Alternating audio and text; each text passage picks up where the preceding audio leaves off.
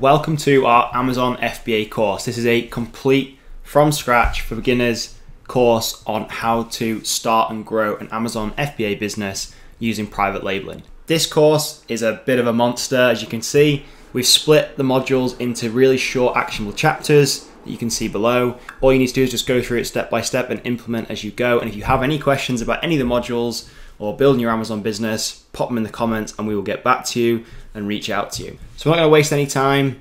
Just get stuck in, follow the modules step by step and enjoy. Okay, so in this video, we're going to talk about Amazon success tips and getting the most out of Product Launch Ninja. So Amazon success tips first. So just got a couple of points to cover. And the first thing is talking about long-term and short-term vision. So a lot of people come into Amazon and getting started with this with really short-term outcomes and expectations. They want results literally overnight. What we have to do is we have to recognize that we are building a real business here. So we have to think about laying the foundations and building something solid for us to grow on over the coming months and years. So if you're coming into this and you think you are going to make money in the next 14 days, 30 days, park that to one side a little bit and just expand your horizon a little bit and start to look in terms of 60 to 90 days. That should be enough for you to go through our course and then find your and launch your first product. Okay. Next thing, again, having realistic timescales. This is kind of relates back to the first point, but it is going to take time for you to get into the groove of things, to find your first product. It is going to take a little bit of time to get that product manufactured with a supplier and then bring it in, whether you decide to ship it via air or sea. So just understand that manufacturing a private label products on Amazon isn't an overnight thing. Obviously, when you get more au fait with our system and you start to be able to understand what types of products are good products and what to avoid, you can slash your time down in terms of how long it's going to take you to find a winning product. But just understand that there are timescales with manufacturing products, bringing a product in and launching it, which we'll go through later in the course. Results will compound over time. So once you get your first product in, you start seeing sales. That is the first big win. But once we start scaling that product and bringing more products in and then launching them in multiple marketplaces, if you want to, this is where the results will start to compound and you'll see life-changing results. So this is ridiculous and it will get much bigger over time. And like I said earlier, recognize that you are building a real business. So yes, you can start this as a side hustle on the side of your 9-to-5 job, but still understand that you are building a real business. Yes, it's not like a brick and mortar store, like a coffee shop or anything like that, but you are still selling products to customers on one of the biggest e-commerce platforms there is. And this is a very, very real business. And this can very easily and realistically replace the income of your 9-to-5 job if you currently have one and you're looking to move away from that. But if you're looking to build another income on the side of your current 9-to-5 job and you still want to continue working your 9-to-5 job, that's, you can still do that. But just understand this is a real business with real foundations. So I'm going to pass it over to Peter now, and he's going to talk about the tips for succeeding with Product Launch Ninja. And if you're unaware, this is our one-to-one online coaching platform where we work with students one-to-one on actually helping them accelerate their journey to success on Amazon. So over to you, Peter. Thank you, Alex. So absolutely, I found in my life whenever I want to get somewhere fast, mentorship is one of the best ways of doing it. So inside the community, one of the main things is, look, ask for help when you need it. There's no point you sitting at home and struggling with something and not asking us. Nothing annoys myself and Alex more than when students have a problem and then they never ask us what we can do and help them overcome that. So definitely ask when you need it. You can use our Mattermost system, which is our private messenger and Q&A. Use your thread in there, ask us a question, and we will get back to you generally within the next couple of hours, but always within 24 hours. So 100% ask for help. Also, what's really important is we put on regular live coaching calls. These calls are very much for whatever you guys want them to be. So if it's product research, we do product research. If it's PPC, we do PPC. If it's talking to suppliers, we talk to suppliers. It is everything there is in this business. And there's a lot of moving parts. So that's why it's important to have these live coaching calls where you guys can control where it's going. And one person might be on PPC, another person could be on suppliers. Yeah, we put it all together and we allow you guys to work together and build momentum by watching others do what you're doing as well. And I think that's really inspirational. So if possible, attend those coaching calls. Now, we do record them all as well. So everyone into the community, you can rewatch them. And if you can't make it to one of the calls, just submit a question if you want us to cover that topic on the call, and we will do that, and you'll be able to watch it back at your leisure. But one of the best ways to actually really get into it, as it were, in aside to this course, is to watch those coaching calls, watch back the older calls as well. Very, very inspirational. And then the final point is, look, you are a community here, inside Product Launch Ninja. You are little ninja warriors. You're building your own future. You're not letting someone else decide for you. So engage with that community, become friends, talk to people. You don't have to talk always to myself and Alex. You want to talk to yourselves, do that, because that's how you learn. Someone says, but I'm doing this and I've seen this, and you're like, oh, there's an idea for my product. There's an idea for my listing. So 100%, what's working for one will work for the other. Let's share that knowledge, amongst ourselves, and let's build world-class Amazon businesses, to give you the freedom to do what you want. So if you want to be part of Product Launch Ninja, absolutely no pressure. As I said, this course here is completely free. We want as many people as possible, to escape the 9-to-5 or do whatever they want their Amazon business to do for them, and that's why we're making this content as available as we can. But if you want extra help, if you want to learn more, just book a call with us. The link will be around here, wherever this is hosted. Jump on with us, have a chat, and we'll see if your vision and our vision, they marry up, and Product Launch Ninja is for you. Your new company. Okay, because this is a real business, we need to treat it like a real business, which means we will need a company. So because everyone's situation is different, it's very hard to give advice like a one size fits all, but we can do our best to break it down for you and give you ideas on how to go on this journey. So it really depends where you're living. I myself, I'm living in the Republic of Ireland, and I use a UK business. And I do this because it gives me tax incentives to do with VAT. And the UK is the nearest primary market to me. Now, if you're living in the US and you want to sell just in the US, I would set up a US business. However, if I was living in the UK, I would set up a UK business. And perhaps if I was living in Germany, I would, set up a German business. However, this is different for every single person. Now, what we're going to cover inside this course initially is the setting up of a UK business, because a UK business will actually cover you to sell in the UK, Europe, and the US, Canada, Australia. Any country that we want to sell in is basically covered with a UK business, okay? So that's what we're going to recommend. But it's important that you do your own due diligence and set up a business where you want. To do that and to get the right answer for you, it's important to talk to local tax and accountant advisors, because obviously the situation is different in every country on what you can and can't do. But it's worth bearing in mind the company itself is not you. So as I said, I'm living in the Republic of Ireland. I use a UK business. That is a UK business, but I don't necessarily have to live in that country. It's always important to get your own advice, and then from there, work out what's best for you. Okay, so with your limited company, there does come a number of responsibilities, and these are generally applicable no matter where you register your business. First off is tax reporting. The revenue authorities in every country, they want to know what you're doing in terms of how much turnover, how much profit you are making, because they want to get their percentage, okay? And in order to do that, you need to regularly report your taxes to the tax authority. So bear that in mind. And to do that, we need accurate records. So with your company bank account, it's not your own private one, it's a separate bank account for the separate entity.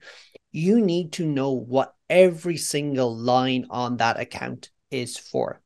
With this data, you can then feed it back to your accountant at the end of the accounting period in order for him to accurately prepare profit and loss and balance sheets to report back to the revenue authority. In this case, if it's a UK business, that would be HMRC. One of the big things we get asked a lot about is VAT. Now, a benefit at time of recording, and we are not tax accountants, so we are just speaking from our experience, is that there is an £85,000 VAT threshold, whereby you do not have to register for VAT until you break this threshold in terms of turnover.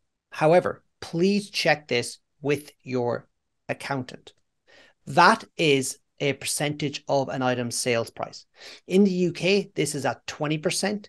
One scheme that I'd recommend mentioning to your accountant when you're speaking to them, which is very suitable for Amazon sellers when you do register, is the flat rate accrual scheme. This scheme allows us to charge 20%, but only remit a smaller percentage to HMRC. As I said, at time of recording and on my experience, you do not register for VAT until you exceed £85,000 in turnover. Okay, so this video, we're talking about limited company setup and your brand name. Okay, so we're going to be talking about choosing a company and an address. And when we're setting up an Amazon business, we want to make sure the name is unique and is not similar to any existing trademarks. Okay, so if you're at the start of your journey, we need to pick a brand name. I personally wouldn't overthink this too much, but just make sure it doesn't impede on any other existing trademarks, which you can check on the UK Gov's website, I believe, for any existing trademarks to make sure yours does not cross over. Now, when we talk about brand names, I've got a couple of brand name generators here that I have. So if you're struggling with coming up with a name, you can use ChatGPT, you can use namefatso.com, or you can use Shopify's name generator. Just Google these and you will be able to find a name for your brand. Again, don't overthink this unless you're going into like a specific niche. Say you're only going to be selling football nets or something, then maybe you should do a little bit of research behind that and just make it a little bit more applicable. But if you want to just create more of a general house brand for Amazon and you want to sell different products underneath that brand that can be related in ways, but maybe they're not related, then don't overthink this. You should choose something broad. Let these name generators help you out. And then once you have a name sorted, it is time to incorporate that company name on your company with Company's House. So Company's House is part of gov.uk, I believe part of HMRC in the UK. And this is where we register our new company, okay? And you basically want to go to this website I've put on the screen now, which is gov.uk, set up limited company with the dashes in between. And once you land on this website, it will literally look like this. And that's the time this recording anyway. And all you're going to do is follow the steps on the screen. It's very straightforward. It's very simple. They are very clear in what they're asking for.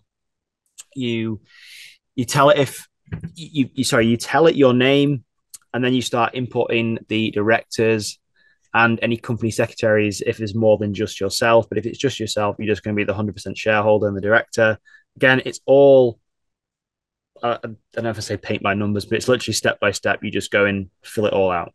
And at the time of recording this, it costs £12 to set up a limited company and actually register it with Company's House. So it's not expensive at all, but it is obviously essential and you need one to sell on Amazon. Okay, so bank accounts are something that we need to think about now because it's really important to have a separate bank account for your business. Now, they keep your business and personal finances separate. First of all, it gives easier financial tracking and reporting. All right. Very obvious. Every transaction in the business bank account is for the business. You do not use the business bank account for any private transactions. It helps build a credit history for your business as well. So if your business ever wants to take on debt in terms of a loan to invest in products or any other capital expenditure you need to make, you have a credit history to do that. And it's much easier when you have a separate bank account. Okay. Also for Amazon, they require a separate bank account in your business name in order to deposit your revenue into. So Amazon pay us every 2 weeks, and they need a business bank account to put that money into. Okay, so there's two different types of bank accounts. And the first one we're going to go into is the traditional bank accounts, okay? So these are names that you're more than likely aware of. Now we're using UK names here, HSBC, RBS, NatWest. These banks are well established, all right? Now, because of that, they have what many would say is good trust, good reliability. Like, you know, they're going to be there in the morning, all right? Also, you have access to physical branches and in-person services. Sometimes this is really handy. If you have a problem, you can just ring them up or go into branch and get it dealt with by a person. This cannot be overstated how important this can be at times. However, maybe in the modern world, sometimes it's not as essential. They also offer comprehensive financial services beyond just banking. So they offer a whole suite of, programs and accessories for your finance that would not be available on the alternative option. So again, if you want to look into that, you can decide, if that's something for you. So overall, the pros of traditional bank is stable and trustworthy, wide range of services, access to physical branch and in-person support. Okay, so the cons, they have higher fees generally. So banking fees, compared to some of the newer entrants to the market, can be slower to set up. I've seen whereby it can take 2 to 3 to 4 weeks to set up a bank account, and they're not necessarily as flexible or digital friendly as the alternatives we're going to show you now. So non-traditional bank accounts, you're probably thinking, what are they? Okay, Wise, Revolut, Currency Fair. These are all new entrants to the market, and they all offer a range of bank accounts that will be suitable for what we want to do. All right. We've got ease of setup. Okay. So basically, you can set these accounts up really quickly. Once you have your company registered, you can use the registration document to get these accounts up and running within 24 hours, if not less. Many times, more than not, have lower fees than the traditional bank, which means that's really important because we have more money to reinvest into our business, into our products. And again, because they're completely digital, they do offer much more friendly digital services. Like, it's just so much simpler on those platforms online. Even just to log in is easier on Wise or on Revolut or Currency Fair. Just much, much simpler. And they do have flexibility in handling multiple currencies. Okay. So with a business like this, with an Amazon business, you could be making sales in sterling. That sterling has to be converted to US dollars to purchase stock. Okay. I would never use a traditional bank to do that conversion. It will cripple you in terms of you'll be losing a large percentage on the exchange. I would always use the likes of Wise, the likes of Revolut. So even if you go with a traditional bank for your main business bank account, you still need to set up a Wise or a Revolut account to send the money quickly, but also to send it at the best rate. And if it's small transactions, it's usually not too bad. But when you're talking 5, 6, 7, 8,000 pounds, the percentages add up on the exchange rate difference. So again, these accounts are much better at the multiple currencies. All right. So again, the pros and cons. The pros, fast and easy to set up. Typical lower fees than traditional Main Street banks, and they really do offer amazing multiple currency support. The cons, there is no physical branch. So you can't just walk into a Wise or Revolut branch, okay? You have to pick up the phone or email their customer support. Which, when I've had to do it, I found very good and actually got in contact with them much quicker than I would with, say, HSBC or other traditional banks. Much simpler. And then they don't have additional financial services at the time of recording. I'm sure they will, and I'm sure they're investing in looking at ways they can improve. But at the moment, you cannot get other services that you would get at main high street banks. So we're going to dive into credit cards. They're essential for a number of reasons. First of all, to provide your new business with ready access to capital for initial inventory and other expenses. They help you in managing cash flow. Sometimes with an Amazon business, you spend a lot of money up front, and then you have to wait a period of time before that money comes back to you. Credit cards are very handy in managing these expenses. It allows us to build a business credit history, because if we can show that we're paying back our credit card when it's due, it helps us be more favorable to the banks or to anyone else if we want additional credit or capital in the future. Likewise, credit cards actually offer us a lot of rewards and incentives. So if we're using our credit card to, pay for our PPC fees or pay for other expenses of the business, these rewards can add up. So there's actually benefits to using your credit card for these expenses. But the final one, and the main one in this business, is that you need a credit card with a valid billing address that is tied to your new business in order to successfully set up your Amazon Seller Central account. So there's different options for your credit card, all right?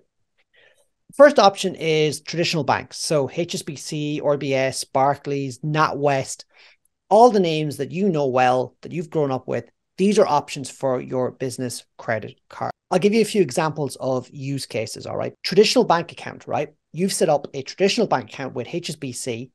That comes with a credit card, okay? You use a Wise account for inter-country transactions. So if you're sending money to a supplier in China. If you went ahead and just set up a Wise bank account, it doesn't come at time of recording with a credit card, okay? So in this case, you applied for and successfully got a credit card for your business with the Main Street Bank, NatWest. This is perfectly acceptable. And you use your Wise account to undertake inter-country transactions. The key thing here to remember is that your business bank account, your credit card, and your business register address and name all have to match. So don't have a different address on one than the other. They almost match. And that means the setup of your Amazon Seller Central account will run smoothly. So how to set up a seller account on Amazon. So you can have an active account without a product or without any products or any active listings inside them, which is great because it means we can start the process of applying for a seller account before we've actually got any products, which is great for us because it may take a little bit of time to get confirmed and activated. So like it says here, it can take several weeks for Amazon to go through the identification process. And you want to make sure that you're approved by the time your products arrive in Amazon's warehouses. So it's good to start this off early. Again, I have put several weeks down here, but sometimes it can take less than that. You may even be approved in, a matter of days. But just put several weeks down because that's generally what you hear from other people going through the process. And I think it actually took me 2 or 3 weeks to get approved as well. So what do you need to set up your Amazon seller account? So there's a couple of different documentation you're going to need before you apply. First is proof of ID, and this can come in the form of a driver's license, a passport, or any other kind of government issued ID. And then we've got our billing information and credit card details. And we also have to have an address, which Amazon will actually mail a postcard to the address with a code to verify that address.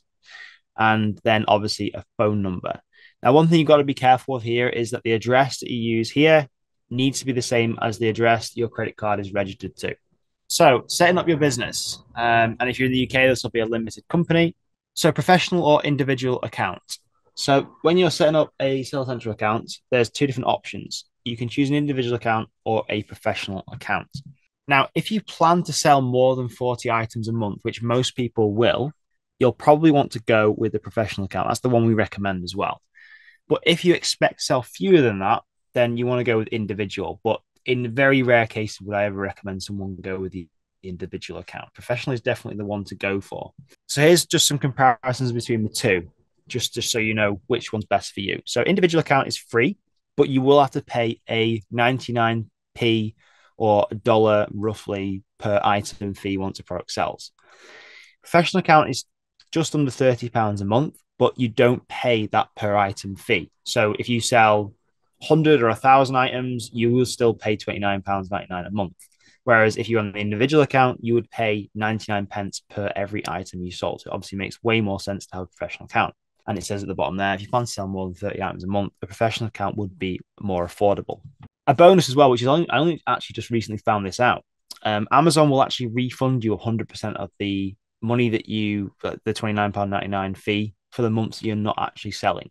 So this means you can set up a Seller Central account like right now before you've actually got any products or anything like that. And if you don't have any active product listings, Amazon will refund or not charge you that monthly fee until you have an active listing in there. So if it takes you a couple of months to make your first sale, Amazon will refund you the fee for those months, like I just said. And just to point out, you can upgrade at any time from an individual account to a professional account. But again, we would recommend you set up a professional account from day one. As well as that, when you open a professional seller account, you have access to a ton more features, which definitely I would recommend as a seller on Amazon. Buy box eligibility is one. You get access to coupons, business reporting tools, like there are a lot more advanced business reporting tools, as well as A+ content. So once you have your products in stock and maybe you want to get a trademark and get your brand registered, you can then build out A+ content, which is basically like building out a mini website for your products. And it really does enhance the depth and the images and the videos and the details that you can go into on your products, basically making it way more desirable and giving the customer more details on your product. So I'm going to pass it over to Peter and he's going to give you a couple of recommendations when it comes to setting up your Seller Central account. Absolutely. Thank you, Alex. So Yeah, 100%. I would completely recommend and follow along with what Alex was saying. So set up your account pretty much immediately once you've your business set up and registered along with the business account. This means that once this process is complete, you will be fit to sell and there'll be no holdups. Now, a little tip that I always recommend to people is make sure that the business name and address, along with your credit card and business bank account, everything there matches 100%. This is the information that you will be putting into your Amazon Seller Central account application. And if those details do not match, okay, for example, if you used a personal credit card and not a business credit card, or you had a different line on the address, it is very likely that Amazon will flag up your account and it will be restricted. And then it just takes a little bit of work to overcome those problems. And I don't want you making those mistakes. So make sure everything is in the one name at the one address with no variation. So in order to get started, you can set up your Seller Central account by visiting www.sell.amazon.co.uk, or if you're in the US, for example, sell.amazon.com. And this is what you'll find. Click on sign up and follow the instructions. They're very straightforward and you'll be up and running in no time at all. Amazon FBA, the basics. In order for you to sell on Amazon, you need three things. First, you need a product to sell. Second, you need an Amazon seller account by which you can sell that product on Amazon with. And then you need a means of getting that product to your customer. Now, there are many different types of business models to sell on Amazon FBA, but we will focus on private label. So how private label works. You find a product that is high demand and also has low competition. You source the product by finding a supplier and getting them to manufacture it for you. Then we create a brand and a new EAN number for your product. This is your barcode. You get your supplier to ship the products directly to Amazon's warehouses with your new barcode. You create a seller account along with product listing, photography, and branding. You promote and launch your product to stand out. And then you monitor inventory and sales. That is private label in a nutshell. Now, how it works with Amazon. Amazon receives your products from you or your supplier and stores them in one or more of their fulfillment warehouses. These are located all around the world. When a customer places an order on Amazon for your product, Amazon processes the transaction for you. They do everything from picking the item to shipping the item. Your product is picked and packed, then shipped to the consumer. If anything goes wrong, Amazon manages the communications with the consumer, including shipping notifications, tracking, reviews, and even returns, as I mentioned. It really is an all-in-one solution. Amazon FBA fees. As an Amazon seller, you'll encounter many types of fees. In this video, we'll discuss the fees involved with selling on Amazon FBA so you know what to expect. Now, these are the main Amazon fees. There are many more, but these are the ones you would typically deal with as an Amazon FBA private label seller. So the first one is the referral fee. This is Amazon's commission for each item you sell. It varies per product category. Selling plan fees. For professional Amazon sellers, a monthly fee of $29.99 applies within the UK. For individual Amazon sellers, a £1 per sale transaction fee applies, but there is no monthly fee. Fulfillment fee. This per product fee covers Amazon's costs for packing and shipping your products. Varies on the weight and dimensions of your products and what marketplaces you're selling in. This is the reason we focus on having the smallest item carton possible. Monthly storage fee. Inventory fees based on the daily average volume measured in cubic feet for the space your inventory occupies in fulfillment centers. It's worth noting that fees increase in Q4 and return to normal in Q1. Aged inventory surcharge. For items stored in fulfillment centers over 271 days, Amazon starts increasing the monthly storage fee. This highlights the fact that Amazon is not a long-term storage facility, and they only want items in their fulfillment centers that are selling in a predictable, reliable manner. For a comprehensive list of Amazon FBA fees, just visit the link below, sell.amazon.co.uk/pricing.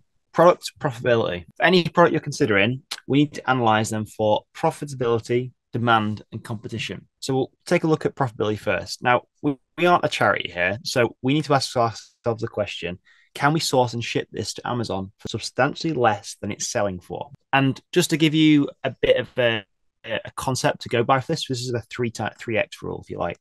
And let's just assume your product is broken into thirds every unit that is sold. So we've got the fees, we've got the landed costs, and we've got a third of that goes to you, which is your profit. So if a product sells for £30 or $30, you should expect £10 or $10 in profit. So let's see how we can calculate potential profitability by assessing costs and revenue for each opportunity or each product opportunity. So the costs.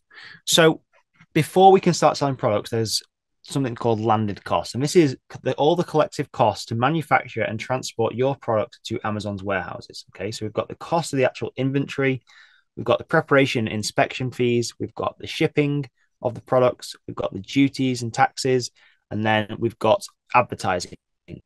Now, you don't have to pay for advertising, but it is strongly recommended you put a little bit of budget in there for advertising to boost sales. We've also got FBA fees, which will be discussed or have been discussed in another video. Then we talk about revenue. So your take-home profit will depend on how much you can buy the product for, the sales price of the item, and what fees come out along the way. As a general rule, you want the product to sell for around £15 to £50 to allow for healthy profit margins. Anything less than £15 and your profit margins will be minimal, leaving you little room for advertising, as well as money in your pocket, obviously.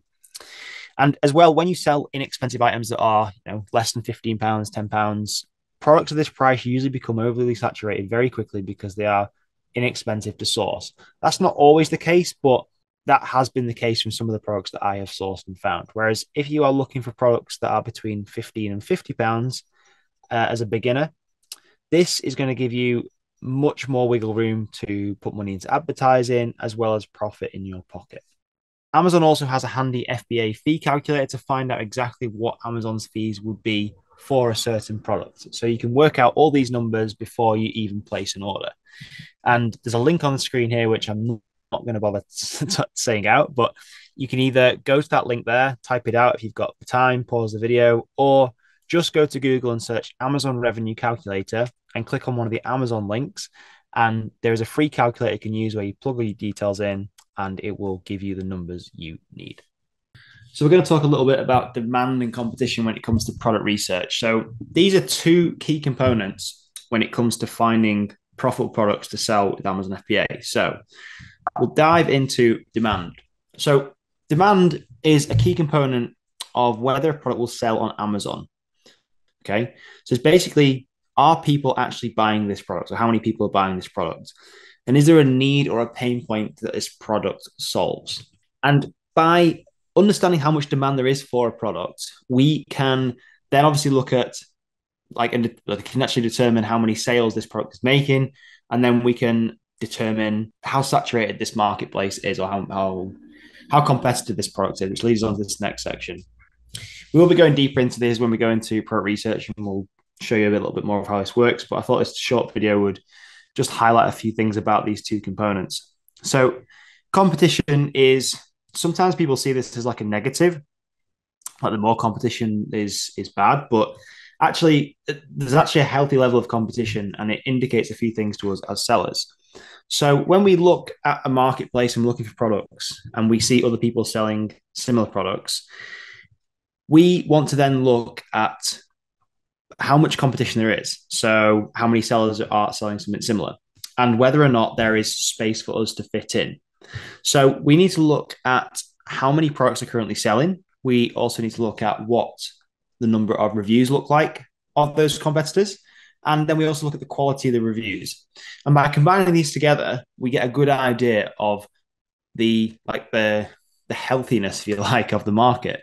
Because if we have too many competitors in the market, say we have 10 or 20 competitors, you could argue that that could get too competitive completely. And it would be hard for us to stand out in that marketplace. And the opposite also applies. So if we had one competitor in the market who didn't have any reviews on his product and, a really high BSR number, which we'll jump into in another video, you could then argue that there isn't enough demand for you to invest in products and get those products into Amazon to compete in there. So I think we need a healthy level of competition, which is usually between around 3 to 5 other sellers in the market. And this varies because obviously market to market is different, niche to niche is different. But you want the leader in that market to have a fair number of reviews on their products and a fair number of decent reviews at that. And this tells us that there is a high demand in that market for that product. And then you also want a number of competitors in there who are almost like lagging competitors, if you like. So they're not the leaders, but they're making sales with a handful of reviews and people are still buying those products. So then there's kind of like this sweet spot in the middle where we can fit in or even overtake and surpass over time the top competitor with a better offer. So we will dive deeper into demand and competition and how this applies in some examples, but I just wanted to throw this little video together and just go into both demand and competition because I think some people get a little bit confused about them both and don't understand how they work together. So in this video, we're going to talk a bit about product research and we're going to show you how to find profitable, high demand, low competition products to sell on Amazon. And what we're going to teach you in this video is how to get down into the sub niches of Amazon's database. And this is where you're going to find tons and tons of product opportunities. We don't find product opportunities in the top 100 categories, in the top 100 of the categories, because they're just too saturated, there's too much noise going on. We want to get down in the weeds, down the rabbit holes, and look for all these niche opportunities where there is high demand, but there isn't too much competition that we can fit in. We just want to apply a couple of product filters, and this is going to help you, give you a bit of guidance as you're doing your product research. Because if we just said to you, go and do product research and find these types of products, you probably would be quite confused and confused. So we've got some product filters, and what we like to suggest when you first start selling on Amazon, shoot for products that have a sales price of between £15 and £50 for your first product.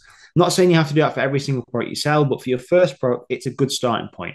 If you sell products for less than £15 or $15, you're going to struggle when it comes to actually making a decent profit on each unit.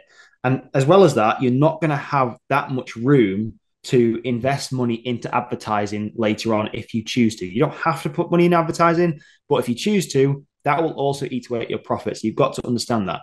Whereas if you choose a product that is between £15 and £50 or dollars, you have a much bigger space to play with when it comes to profit, advertising, and other costs that may come up when it comes to selling on Amazon. So then we want to look at sales. So this is for the demand. Now, when we show you the tools we use, you will see the BSR of a product. And this basically tells us the sales velocity or how many units roughly of a product that is selling every single month. And I would shoot for around about 150 units of a month. So 150 units a month, which is roughly around 5 sales a day. Okay, that's really conservative. And that's roughly around the ballpark of where we want to be finding products in that range. In this video, you'll see like product, you won't see the exact number of units are being sold by a product, but there are tools out there that can determine that. But we don't actually tend to use them. We just go off the BSR, and that gives us a good ballpark figure. Reviews. This is where we can. Well, these two kind of tie together actually with the sales and the BSR number of a product. And when we're looking at reviews, this is kind of like from a competition standpoint. So we want to make sure the top products have a solid number of decent reviews. So ideally 3 to 5 stars, and a few sellers in the same market have some reviews, but less than the actual top sellers. Because this gives us like a balanced number of sellers in a marketplace, and it kind of gives us a good flavor of how competitive a market is. And it's a good indicator that we can fit in. Listing quality. So a good way to come in and create a better product offering on Amazon is to find product listings that are already selling that have really poor listings. So when I say poor listings, I'm talking about poor images, poor titles, bullet points that could be written a lot better, and even not fulfilled by Amazon. So some companies will sell products and they'll actually have themselves or somebody else fulfill the order and not Amazon. So if we can come in and say straight away, Amazon fulfill our orders, that is a big stepping stone, and people will actually trust Amazon more than somebody fulfilling themselves. We also probably want to avoid electrical items because electrical items just are a nightmare from start to finish, especially if you're looking to build a global business because every single country or continent has different voltages and different plug sockets and all sorts. And it's just a nightmare. So if you have one product, that one product can very quickly turn into 5 or 10 SKUs for no reason. Whereas if you had one product that didn't need, voltage or anything like that, or plug sockets, you could just sell that same product in all these different continents with no bother. And that comes back to being able to be simple to produce by a supplier. So there's not many moving parts. It can pass the drop test, so you can drop it off a table or a chair and it won't break. And it's real easy for a supplier to produce. And what we'll do now is we'll hop over to Peter's screen and we'll kind of go into the product research and we'll start to apply some of these filters that we've just gone through, and we'll show you how to view Amazon's interface as an Amazon seller. So usually when you're on Amazon, you'll view it as a customer. So if you're buying products, you're used to seeing Amazon as someone who's buying something. But this time we're going to flip the script and show you how we would view things as a seller or a business owner, and show you how to get down into those sub niches where you're going to find your product opportunities. So when you're ready, Peter, you share your screen and we'll do a little bit of product research and we'll show you how to go from this screen right here and we'll go down into subcategories. So take it away, Peter. Absolutely. Thank you so much, Alex. So yes, folks, what we're looking at the moment is the main dashboard or home screen for amazon.co.uk. Okay. Now, this is what you would see if you are a consumer just hopping onto the site. All right. Now, as Alex said, we're not going to be looking at this through the eyes of a consumer. We're going to be looking at this through the eyes of a seller, which is very different. All right. So the first thing we do is we make sure our address or our postcode is set to a UK postcode or whatever country you're primarily researching in. So if you were doing this in the US, the methods we're going to show you are exactly the same, but you would make sure that you're using a US zip code. In this case, I have a UK postcode. And what we do is we go over here to the top left and we just navigate to best sellers. Now, what this is doing and what this represents is the products that are selling the highest, well, the highest sales velocity on amazon.co.uk at this precise moment. This is changing all the time. These are updating all the time. Now, Alex mentioned best seller rank. Now, this is the BSR, and this is how the products are ranked on Amazon. Now, if we look over here on the left-hand side, we can see primary categories. Now, every product fits into a category. And at the very top of that category pyramid, as you were, is a primary category. Now, what we're going to do is we're just going to pick one of those categories. In this case, let's go with, what we go with, Alex? We'll go with sports and outdoors, I think. We seem to be having good success there at the moment.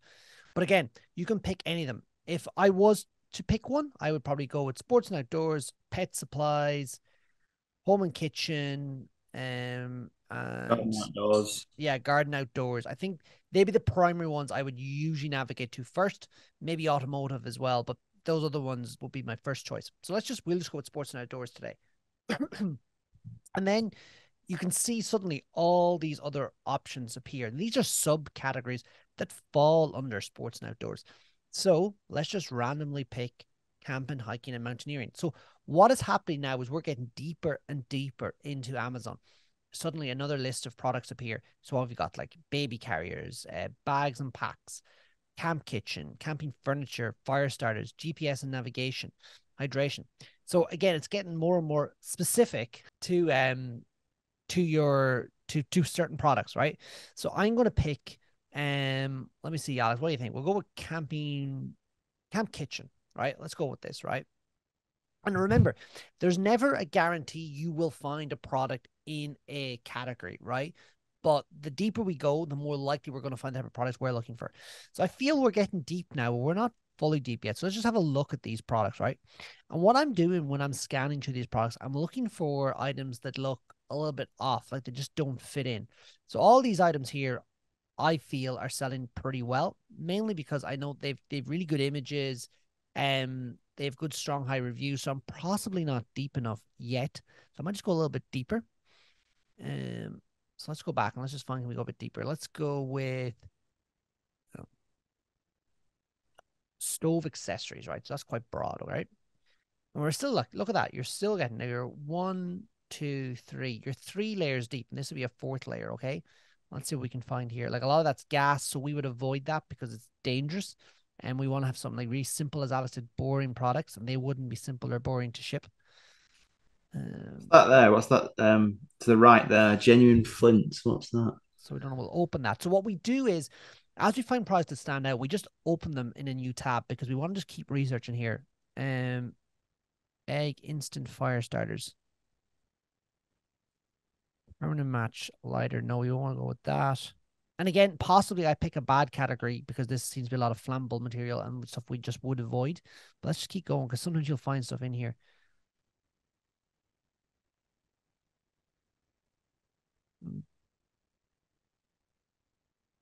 Yeah, everything there is fire. So all stove accessories basically appears to be. Let's just Now, click on just click on that blow fire tube there. Click on that one. You've got yeah, your this is the one I was looking at. Yeah. Just open that up. And this is probably definitely well, this is definitely something I would not recommend selling, mainly because the sales price is $5.99. But what we've done here is we've got down to a level where we can start moving through markets and categories and products to find potential product opportunities. And if we scroll down the page where Peter's gone down to now, you'll see all these different tabs that have come up. So these are all like products that are related to the item that you've just clicked on, more items to explore, and you'll have literally pages and pages and pages of products that you can start moving through and sifting through as you're doing your product research. Now I'm just picking up random products. So like this doesn't mean I'd be selling this, but it's a random. That's a manual chainsaw. Now it's something that I'd be kind of wary of just because of the sharp edges, and it could be restricted to over 18s, but definitely it's something we could move off into other categories. But let's just have a look at it.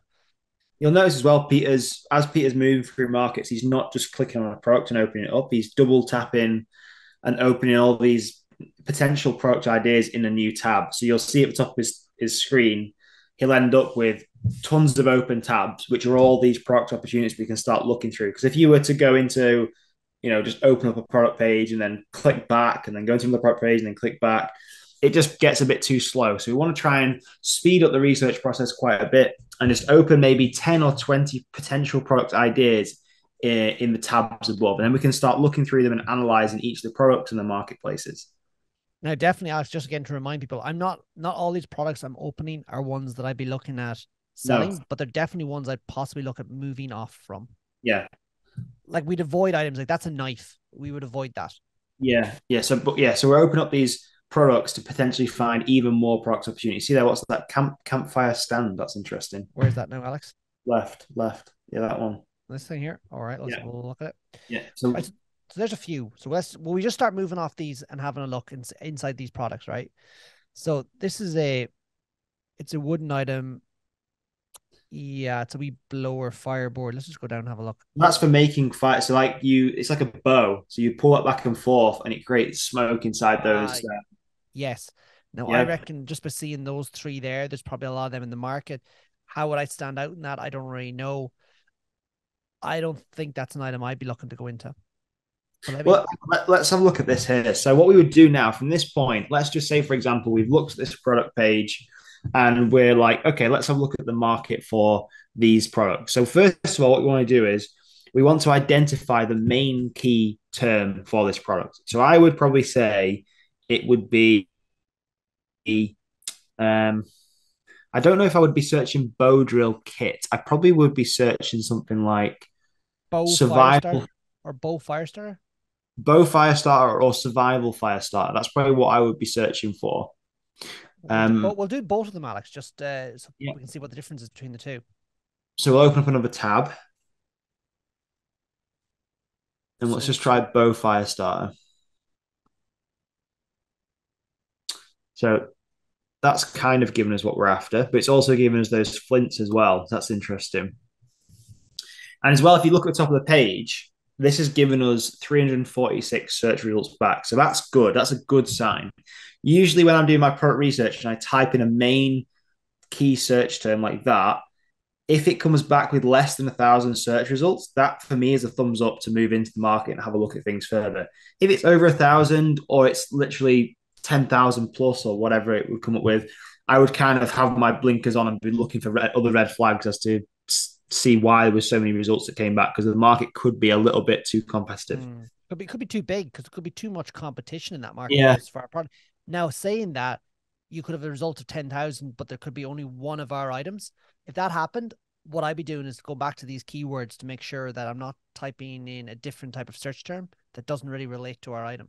Yeah. So Bow Firestarter was one. The other one was, you were saying, Survival Firestarter, wasn't it? Yeah. Survival Firestarter. Yeah. So that's got 1,000 results. Yeah. So again, they're coming back with the flint saws and there's basically 2 fire plugs. There's quite a few different styles of ways to start a fire. That's interesting. 100% there is now, but still, looking at this from my point of view, I'd be thinking it's a little bit, there's just a lot of different things going on. So as a consumer, if I was wearing my consumer hat, I'd be like, I don't know which type I want. Saying that, this one here, remember we seen this earlier on, folks, the pocket chainsaw. Let's go into that. Let's explore that market. So just before you jump ahead here, Peter, right? So what we've done, go back to just one slide before we do this. What we've done here is, so let's just look at this market quickly. So can you zoom out a little bit on your screen so you can see a few more products? Right. So what we want to do here is, as Amazon sellers, usually when we come onto this screen and we're buying a product as a consumer, we want to put our consumer hat on basically as Amazon sellers, and we want to analyze the market as a consumer, because if we're selling a product, say if we're selling a survival fire starter, right? We want to have just one single type of product that is very distinguishable, that shows up, that consumers know straight away that's the product I'm going to buy. Because if they just kind of vaguely know that they want a specific type of product, it's kind of vague, and they come into a market like this and they know they want a survival fire starter, they're met with about 3 or 4 different styles of product to start with. And that's not even going into the different colors, the different sizes, the different packages. There's some here with multi-pack, some here with singles. Then it starts to get a little bit confusing for the consumer. And then you start to ask yourself, well, how do I stand out? If I was to sell in this marketplace, how would I actually stand out? Because at this stage, if I searched survival fire starter or survival fire starter kit, it will be very hard for me to stand out as a seller. Whereas maybe we'll get into some examples shortly where you will actually see an example of where it would be a lot easier for us to stand out, because there is less competition and a very refined number of products in the market. So let's just jump over to the pocket chainsaw. And I would even say that pocket chainsaw or survival chainsaw. Let's just try pocket chainsaw and see what that comes back with. So over 1,000 search results. There's quite a few of these to start with. Mm-hmm. Quite a few similar styles. Quite a few different offerings. So there's some here with different, some of these are the electric pocket chainsaws, which are a very different product. Saying that, as you said, Alex, there's quite a few of these. There's actually more than I expected. Search hand chainsaw.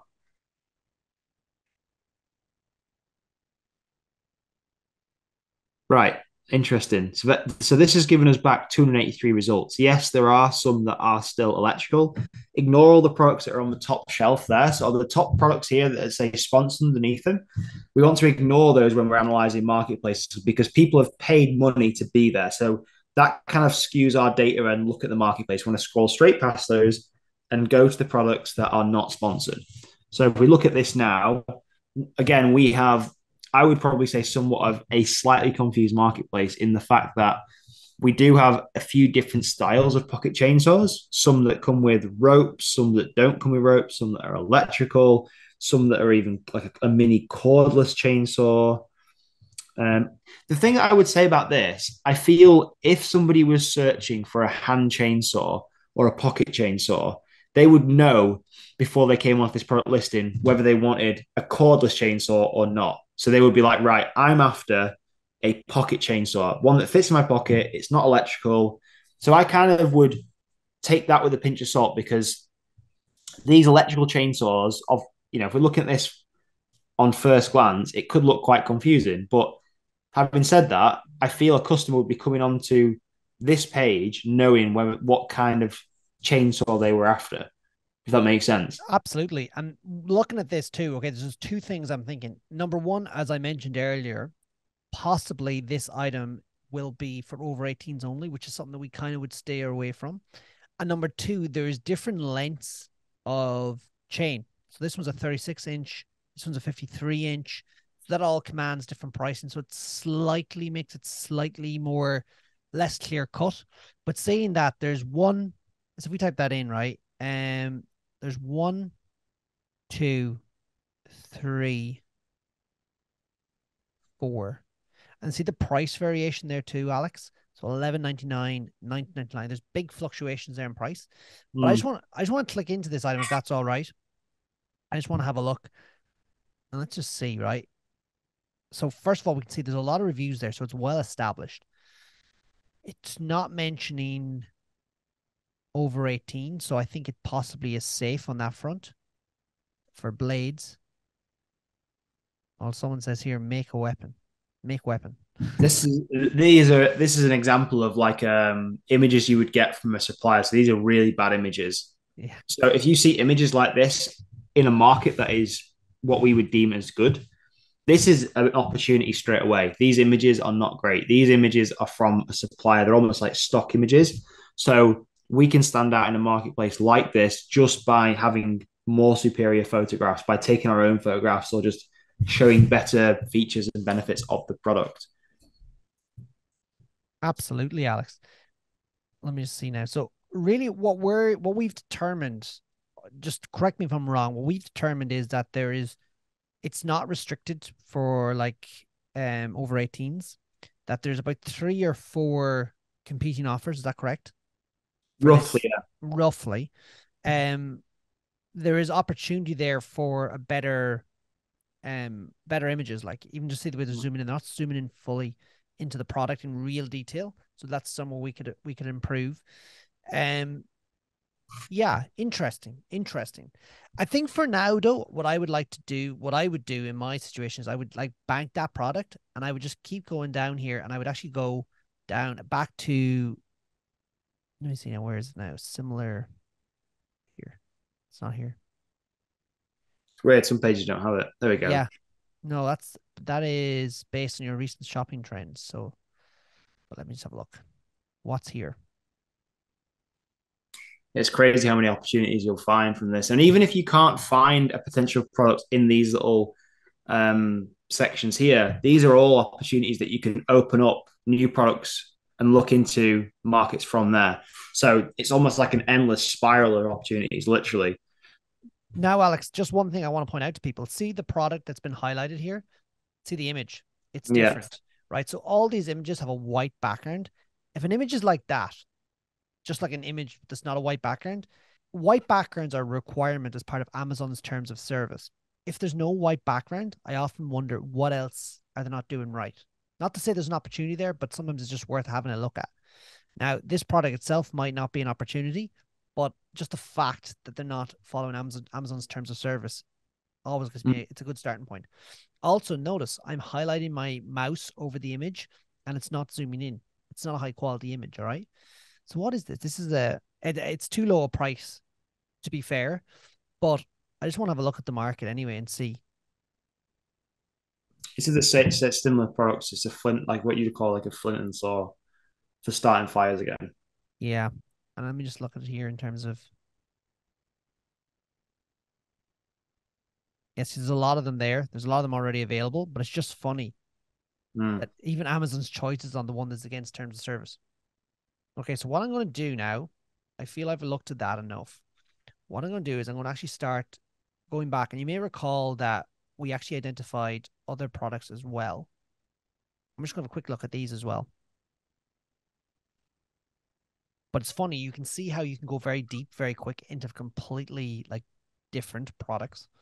Yeah, I mean, you could start in camping, and then the next minute you're in fishing or football nets or something like that.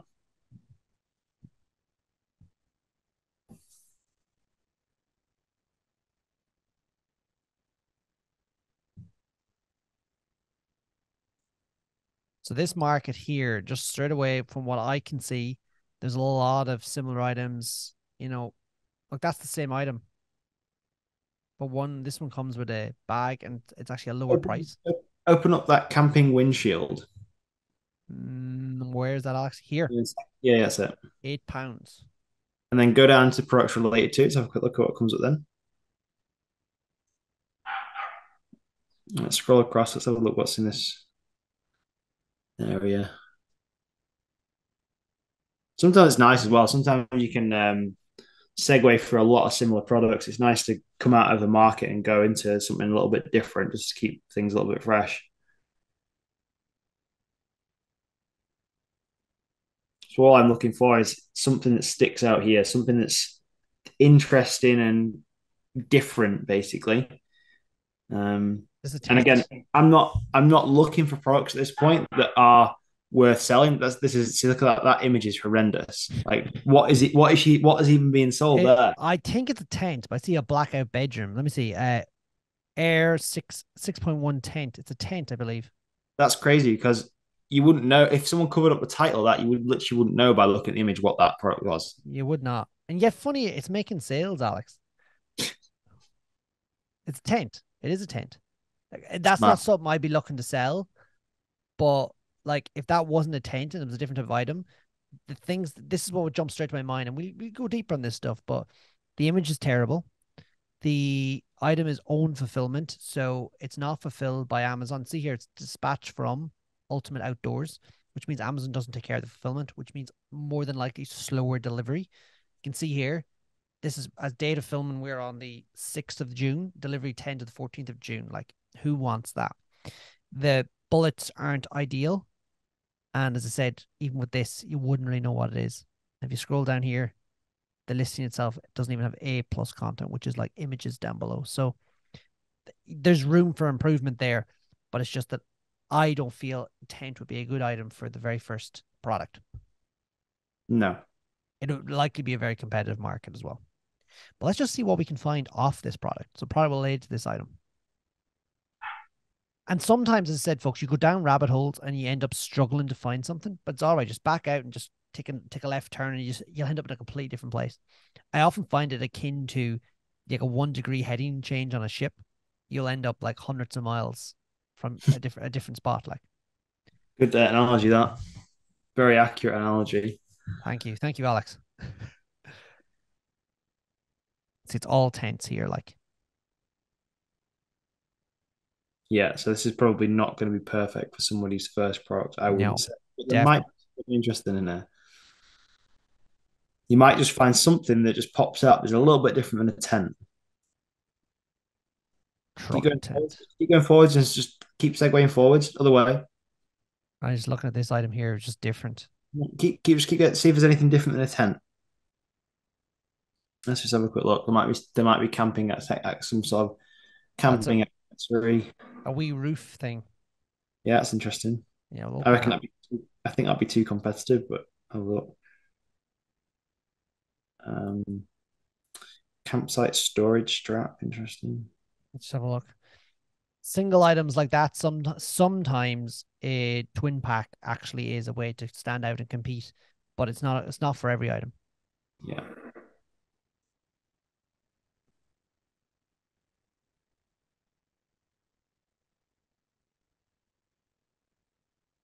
There is a accessory for the back of a pickup truck. Again, I wouldn't really be going for that.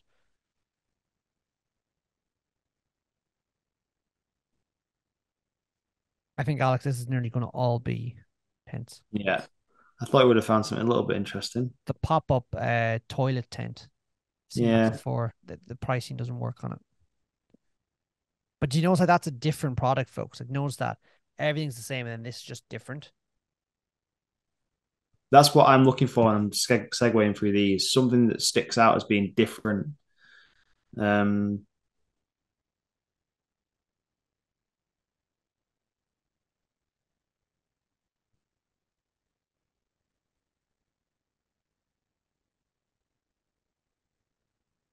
a camping cupboard. I don't know will that product work, but let's just have a look. Or even we can move off that one. That's the end of it, Alex. Mm-hmm. Let's see here now. So this was the waterproof shelter, I'd say. That's a brand new listing, is it? Looks like it. If there's no glitch, is there a glitch or something on it? 29th of April, 2023. Yeah, so that's not even worth looking into. And it is own fulfillment, but I wonder just the market. Be massive. Yeah, look, there's lots of them. So we'll just leave that. This was storage strap for hanging items when you're camping. Own fulfillment. That's a listing that as well with very little sales.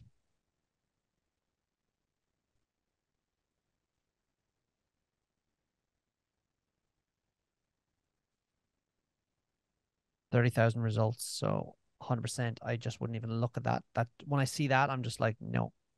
Yeah. So let's get rid. So what's this? This is the foldable camping cupboard with aluminium frame.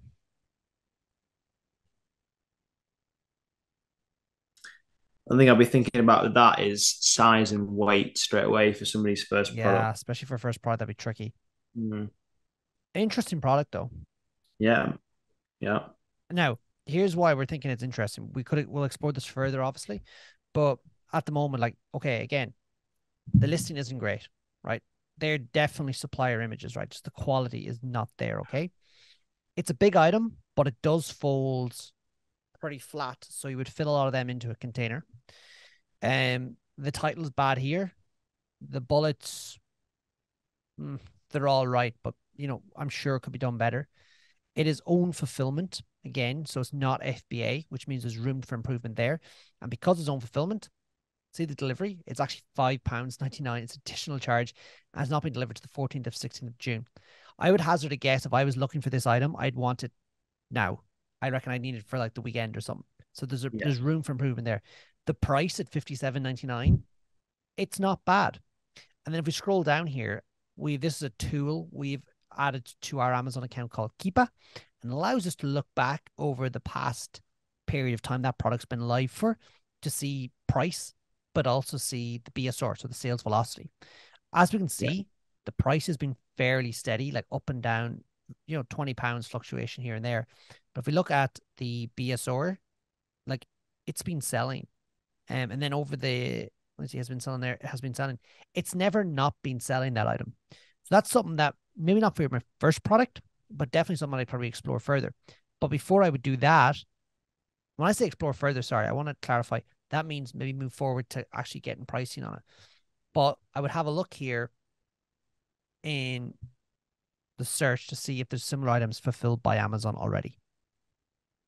So there's one, it's £201. So like that price is so far out, we can't reuse that. And they're not really selling it. There's no reviews. But there's a lot of different items here too, in fairness.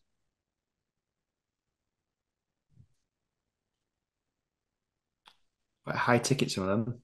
Yeah, they are. Is this the same one? This is our one, isn't it? I think what we should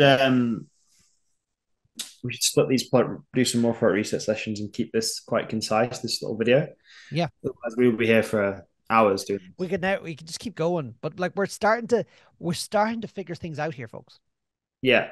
So that's generally how I would get started with product research on Amazon. So it doesn't matter what marketplace you're in. I just pick your local marketplace. So if you're in the UK, go to amazon.co.uk or .com, wherever you plan on starting selling, basically, and start segueing or moving through markets of niches and categories and just getting yourself into the flow of doing product research and looking for potential product opportunities. And then what I would do is I probably would note them down in a spreadsheet, which maybe we can create, Peter, like some way to track what products you found with a link to them. So then when you're doing your supplier outreach later on, you can refer back to that quite quickly. And that's what I would do. Okay, folks. So there is a number of Amazon research tools that can help you aid your product research, which can aid your product research. The three of them are Merchant Words, Keepa, and AMC Seller Browser. There's lots more, but I believe that if you have these three tools, if not even two of them, you have more than enough to make the correct decision when it comes to what product to purchase and sell on Amazon. So merchant words. Now, merchant words is used to identify search volumes for keywords and search terms. For example, if I was selling a product like an ice cream scoop, I could type that term, ice cream scoop, into merchant words, and straight away I could see like how many people are searching for this every single month. Also, it helps show me like similar search terms and keywords that people are searching for. And with that, I can get an idea of trends. Is it increasing? Is it decreasing? And this ultimately leads to demand. Now, we don't use this on its own. We obviously compare it with BSR and other metrics, but it's still a very good aid in that regard. To access that tool, there is a few different pricing models, and it is split between the US, so Canada and Mexico, and then Europe, so the UK, Germany, France, Italy, Spain, and the European side of things, okay? Now, the prices for the US, for example, is $35 a month for 500 searches, $79 for 1,000, and then unlimited for $149. It's fairly similar for the UK and Europe. If you want to use it for both markets, US and Europe, you need to pay 2 subscriptions, unfortunately. So it could add up being a little bit. So it is one of the more costly tools that we recommend you may find valuable. However, the tools I'm going to describe in the next. So you need to make a call whether this is something you want. I wouldn't be rushing out to ordering it. I wouldn't be rushing to sign up straight away, as you'll soon see the other 2 tools we recommend are much more competitively priced and give us 80% of the knowledge. The next tool is Keepa. This is my favorite tool on Amazon. This is the one I absolutely love.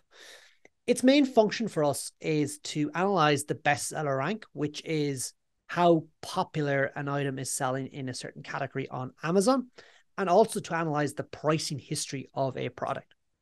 By comparing the BSR and pricing history, we can get an idea of what the past trend was in these regards, but then we can also use this to accurately predict future demand. Let me show you. So this is the chart or display that Keepa gives you when you install it on your Amazon account or inside your browser. This is for a Christmas tree. And we can see here that during these periods, which is leading up to Christmas, the product starts selling really well. But then we can see when that period passes, the product doesn't sell literally anything at all. This means that we can ascertain, first of all, there's really big demand at these spikes, but also that the item is seasonal. So we wouldn't want to be ordering a Christmas tree. We wouldn't want to be ordering Christmas trees from suppliers in December, because it's going to arrive around February, March, and then we pay in storage all, and then we would be paying storage all year until around October. So we want to see these levels here all year round if we're looking for an item that is not seasonal. We can also, however, see that the price, bar a slight increase in August 22, has been fairly consistent until we reach the competitive point here. And then it dropped down to actually its lowest price in a long time. But this allows us to understand demand and pricing and seasonality. Really, really good tool. And it is available for €19 per month and works on all the Amazon platforms. The final tool, which actually is free, is called AMZ Seller Browser. Now, this gives us a bird's eye view of the best seller rank. And absolutely, it aids with product research. Really simple. And what it gives us is this little like, and what it shares with us is these details here. So straight away, we can see when we're doing product research that, so this allows us to understand the BSR of a product before we actually click into it, which means that very quickly we can ascertain whether a market has good sales ranks, because if it's all 200,000, 300,000 in terms of BSR, we know straight away there's no sales happening here, and we can just, you know, rule out that product before we spend time clicking into it. We just know. So this allows us to very quickly understand that, yeah, there's good sales here, as you can see with 4,800 in home and kitchen and 14,647 in home and kitchen, and then another one 2,000. There's a lot of demand there for that product. Okay, so in this video, I'm just going to run through how you can use the Keepa plugin that is available to aid your product research. Now, we're in the summer. We're in the height of the summer at time of recording, but I still love coming back to the Christmas tree because I feel this really shows off the tool and everything it does. So this is a £99 Christmas tree, as you can see. Very, very simple product. Now, we know that this product will not have good demand in this summer, but coming towards wintertime, October, November, you know, it's going to start selling because people want Christmas trees at that time of the year. So let's just scroll down and we find this area here. Now, this is not a normal area. This is the Keep Up plugin. All right. Now, first things first, we're able to select different, I suppose, attributes that we can measure or track, right? So we don't need used. We buy box, probably not that. This, let me see now. Let's just take away some of these. We're going to start with sales rank, and then I like to leave FBA and FBM. So straight away, we can see the history of this product, right? So if you just select sales rank, new party FBA, and third party FBA, and third party FBM, right? So we move down here to the bottom, take away the subcategory, which is Christmas trees, and let's just leave the primary category as well, because that's the most important, because like a subcategory could be really small. So a BSR of 1 in a subcategory may actually not be a lot of sales. It likely is, but it may not. Whereas if we keep it at the main primary category, we have a fair idea of how many sales this product is making. And then we go down to the bottom here, we can look at like range. So day, week, month, 3 month, year, and all. So we know this listing has been live for 644 days. All right. So to go back to the beginning, it actually was October 21 when that product started selling. And if we look down at the bottom, it was in September 9th. Okay. So straight away, there was very consistent sales, right? We can see this just moving along until it starts slowing down around beginning December, and then Christmas Eve, and then it was gone. All right. So literally 30 December sales, and then the 1st of January, New Year's, it literally just stopped. There was no sales, right? And there was the odd sale then throughout the year, right? We're also looking here at the red icon, which is like third-party FBA. So we know it's FBA. And then we know from this point on, all the FBA stock is gone and it's FBM, which means that this supplier was not storing this product in Amazon fulfillment centers throughout the year. Likely that is because it wouldn't be shifting very fast. It's a large enough item in terms of a box. So Amazon, who are not a storage facility, would not take kindly to this, and he would be charged prohibitive. And the seller likely would be charged a high rate of CPM for their storage, especially after a number of months. So that's why this was left to go FBM. Now, we look here, when sales started happening again in October, it's gone FBA again. And the seller done this because they knew this product would start shifting again. And sure enough, it did. Okay. Straight away, look, the BSR, it just comes right down there to almost, what's it, 2,216. So it's a really popular item because home and kitchen is the most popular item on Amazon. And the same thing happened as the year before. Literally sold until just after Christmas, and then it's back FBM, and actually in this case, FBA. So you must have had some excess stock in Amazon. All right.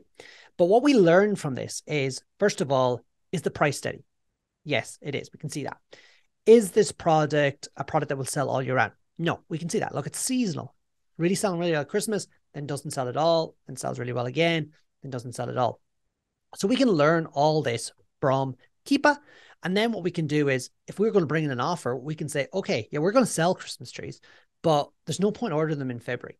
Like, we know like this is going to be sitting around for months. Let's order them maybe in July, August. So they'll arrive around October, November, and we can actually take advantage of the sales and not have stock in terms of, and not tie up our capital in a product that's not going to sell until, you know, maybe 10, you know, until maybe 10 months forward. So really good tool, really useful in figuring out demand and pricing history. And I wouldn't be without it. Absolutely brilliant. I recommend getting it. So now I'm just going to show you the AMZ Seller Browser plugin. Okay. So I've typed in dog whistles into amazon.co.uk, and straight away the plugin is populating these boxes above each listing. Now we can see there's actually good demand in this marketplace. So 741, 11,000, 352, 13,569. Like every one of these listings is selling product. Let's scroll down here a bit further. And there's more there. It can be a little bit, sometimes the plugin doesn't appear to operate correctly, but I still find it really handy, and it is free. There's no charge on this. So I'd recommend grabbing it and putting it into your Google Chrome browser and just using this, because very quickly we can just ascertain what the demand is like in a marketplace. But what we can see from here is, yes, there's good demand in this marketplace for this product. Likely, I wouldn't recommend selling it now. I did sell it as my first product and it did really well for me. That was a number of years ago. The market has changed a bit. There's a lot more, I don't want to say confusion, but a lot more options in the marketplace, which means that it's harder for a customer to figure out which item they want. But if I was searching a new market, I would just quickly glance at these BSRs and figure out, like, is there demand or not in this product? Is there demand or not in this marketplace? Or which are the best sellers in this marketplace? Therefore, which ones I'm going to look to compete with? This tool, I recommend grabbing it, installing it, and along with Keepa mainly, you will not go wrong. You don't need much else. Like Merchant Word's a little plus, but Keepa and AMZ Seller Browser, they're the ones to go for. Cool. So this one, we're going to talk about leveraging AI to grow your Amazon FBA business. So if you've not been aware at all, which everyone should be, AI is going crazy right now. Technology is advancing faster than ever before. And tools and pieces of software and hardware have been created that we as the general public can use to help us grow our Amazon businesses. So we're going to walk through in this short video of how to use ChatGPT and how you can leverage this for your Amazon business. And don't be alarmed if you've never heard of ChatGPT. I'm going to explain it all in a second. So AI and e-commerce doesn't really sound like a match together, but if you can understand how to put these two together, you can stay ahead of the curve. And you can, like I said before, you can use it to leverage your Amazon business. So you can almost use ChatGPT and AI at the minute as almost like a virtual assistant. It doesn't cost you anything either. So you can, ChatGPT can answer questions for you. It can solve problems. It can create code. It can write product descriptions. It can do all sorts, right?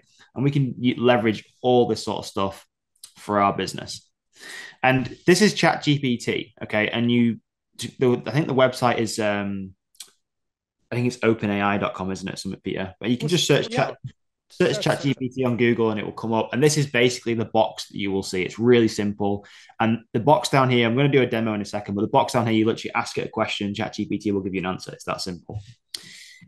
So these are just a few ways that we can use AI and ChatGPT with our Amazon business. So I'm going to walk you through these in a second, or we're going to walk you through this in a second. You can use it to mine product reviews. So you may have heard me talk about this before, but one of the ways that you can use this to stand out is to look at all the negative reviews people are leaving on products that are similar to maybe what you're selling. And you can ask ChatGPT to basically condense this, and it will tell you and give you solutions of how you can fix the problems, basically. And then all you need to do then is take that information to your supplier and ask them to make it for you, or ask them to create that customization on the product. We can also get it to create product listings, so titles, description, bullet points, give us ideas for things, all sorts of stuff. And then the marketing of our products as well, so the PPC and search results. So you can basically say, what are the main search keywords for this product, for a microwave wall bracket, or for a tractor seat cover, or whatever it would be. And ChatGPT will give you the answers.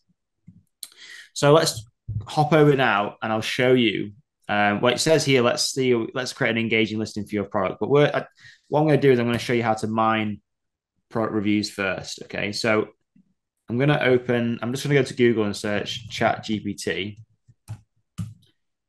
And this is at openai.com. And it'll ask you to register for an account if you've not got one. Hang on a second. Where is it? I think I've already got it saved up there. Oh yeah, the chat.openai.com is what you want to go to. And once you've registered for an account, this is what you will see. And this is the message box. It's literally so simple. So what we're first going to do is I'm going to find a product on Amazon, which I already have ready. And ironically, I have the trusty microwave wall bracket because this is one of my proven products, not this exact one. And it's got 665 ratings here. So this is quite a bit for us to work with. And you can see here, it's got 7, 2, and 5%, 3, 2, and 1 stars, right? So if we go into the 3-star reviews, I always think 3-star reviews are like an area where people have put a little bit of thought into their negative or neutral review. It's not just like a 1-star, I hate this company or anything. It's like, I'm going to give it a 3-star because it's got this wrong with it, but I kind of like this other stuff. So sometimes you might find 3-star reviews a little bit better, I think. But either way, if we start mining through these products, you'll start to pull out different things people don't like or aren't satisfied with the product. So great and strong item vertically, but any horizontal movement makes it quite unstable. So let's just grab that keyword. And all I do now is I like to just grab a notepad and just put all these into a notepad. Pull the door in the microwave, almost pulls it off the brackets. Grab that. Again, that's another negative thing. Had to buy tie-down straps, stop risking pulling it. May as well grab that. Probably could have grabbed that whole thing. Difficult to install, need long spirit level, wall brackets need vertical adjustment holes. Okay, so grab that whole one. Suggest 8mm bit. Oh, too big, get someone to sort it out. Okay. Suggested 8mm bit that left it was a bit too big. That was likely an instruction mistake. Yeah, possibly.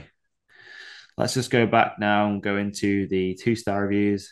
Let's get obviously the more data you can get, the better. Although heavy and not rigid on the makes me easy side.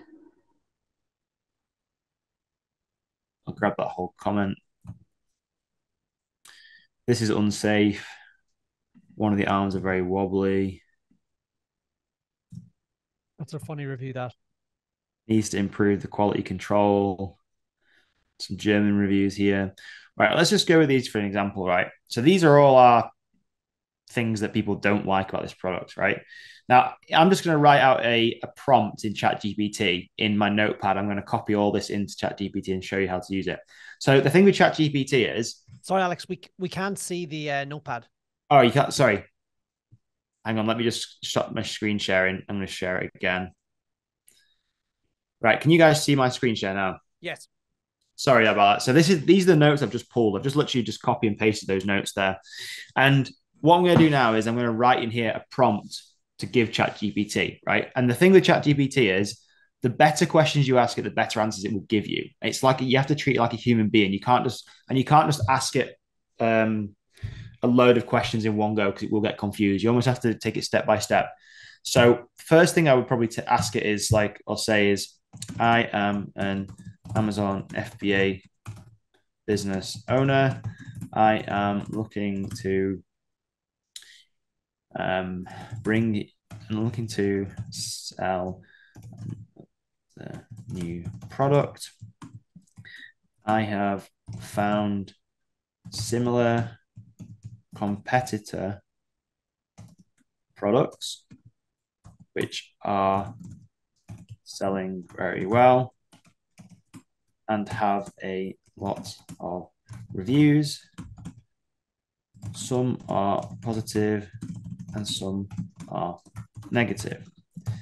If I gave you the negative reviews of the product, would you be able to suggest ways that I can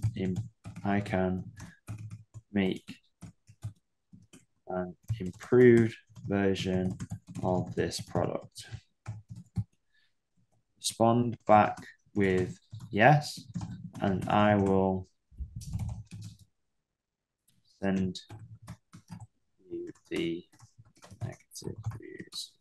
So I'm just, I mean, I could have added all this in one go, but I'm just showing you that I think it's always better to give it knowledge and build, like, it's almost like you can train these things. It's ridiculous. I'm still fairly beginner with it all. So can you see this screen now, ChatGPT? Yep, we can see it, Alex. So I'll just paste the message into there, right, that I just wrote, and we'll press enter, and ChatGPT will literally give you a response in seconds. And you'll see there, it's happy to help. Please share the negative reviews with me, and I'll do my best to suggest improvements. Okay, so here are the negative reviews I found. These are the 1, 2, and 3-star reviews from the product. Okay. Do we have to tell Alex we have to tell ChatGPT what the product is, or do Oh, we yeah. need... True. Yeah. Sorry. Yeah. For reference. Sorry, that was what I missed that. No, you're okay. Product I am selling is a microwave wall bracket. So that if I go and grab this now, these are all the negative reviews. Copy that and paste them into here and press enter and see what ChatGPT comes back with now.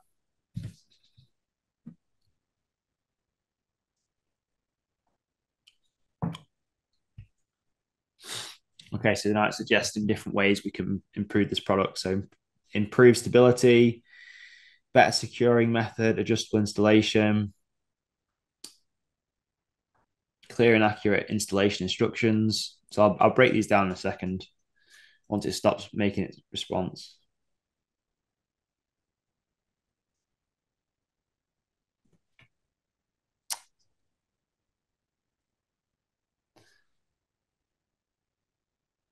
Okay, so it's given us 7 different ways that we could potentially improve this product. Some obviously customer service here.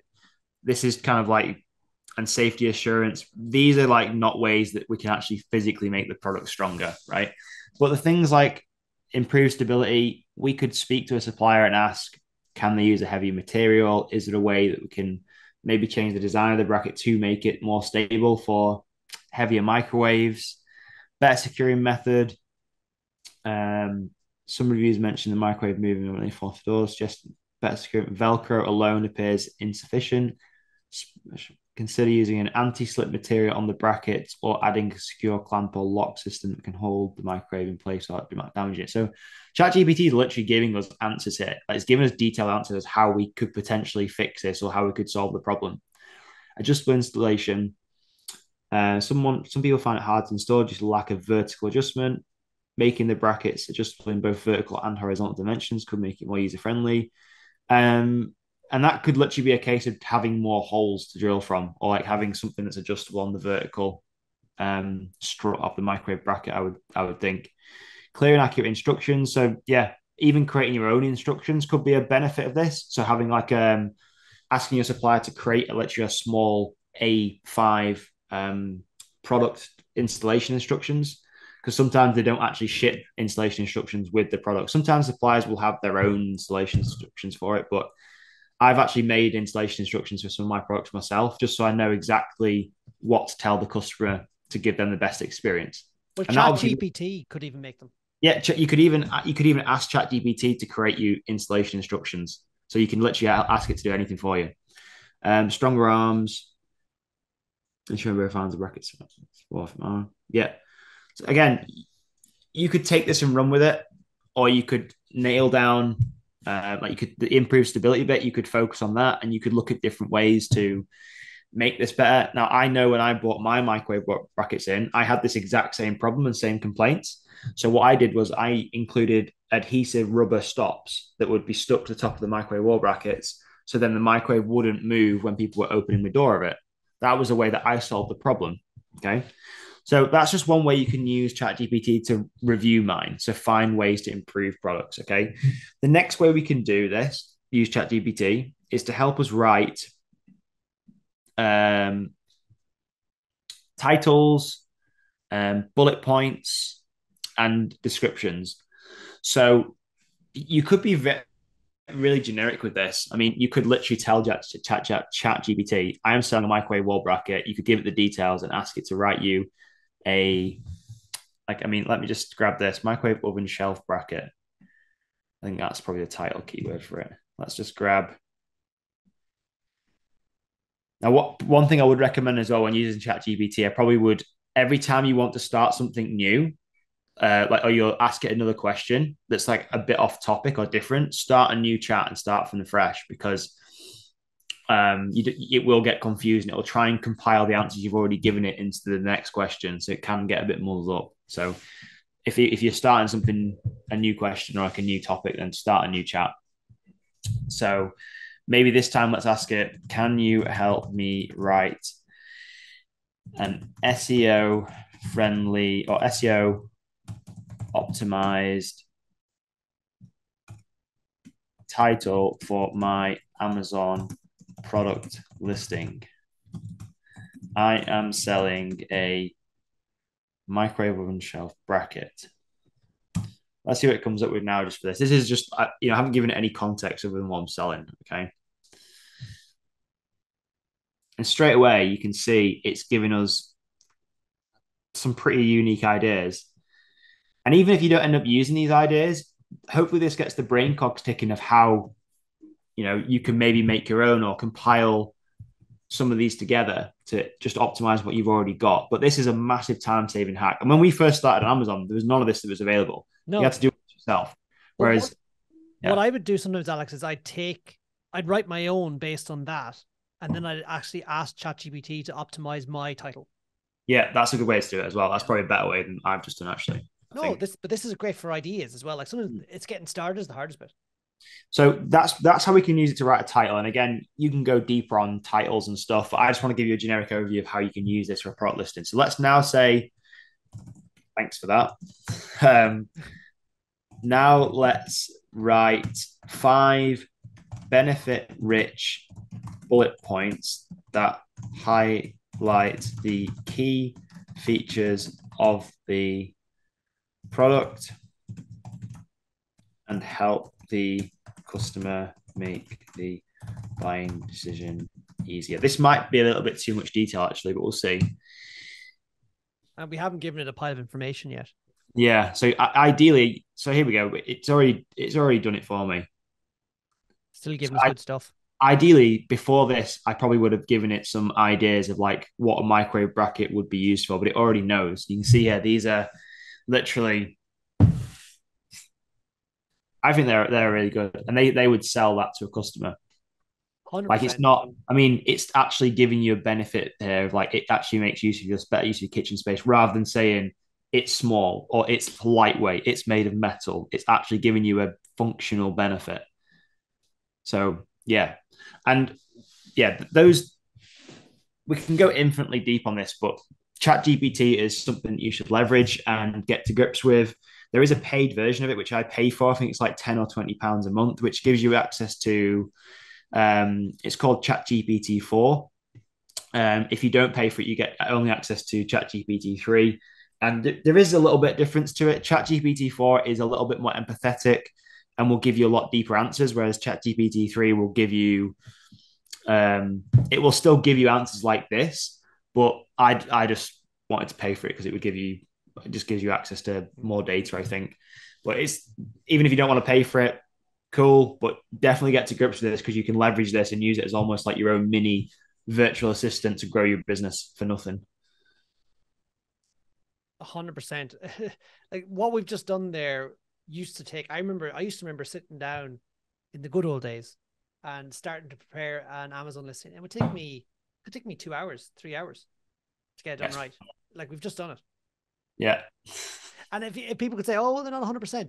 Yeah, they're not, but they're 99% of the way there. Fix the 1% before you have a cup of tea. Yeah, exactly. Absolutely, folks.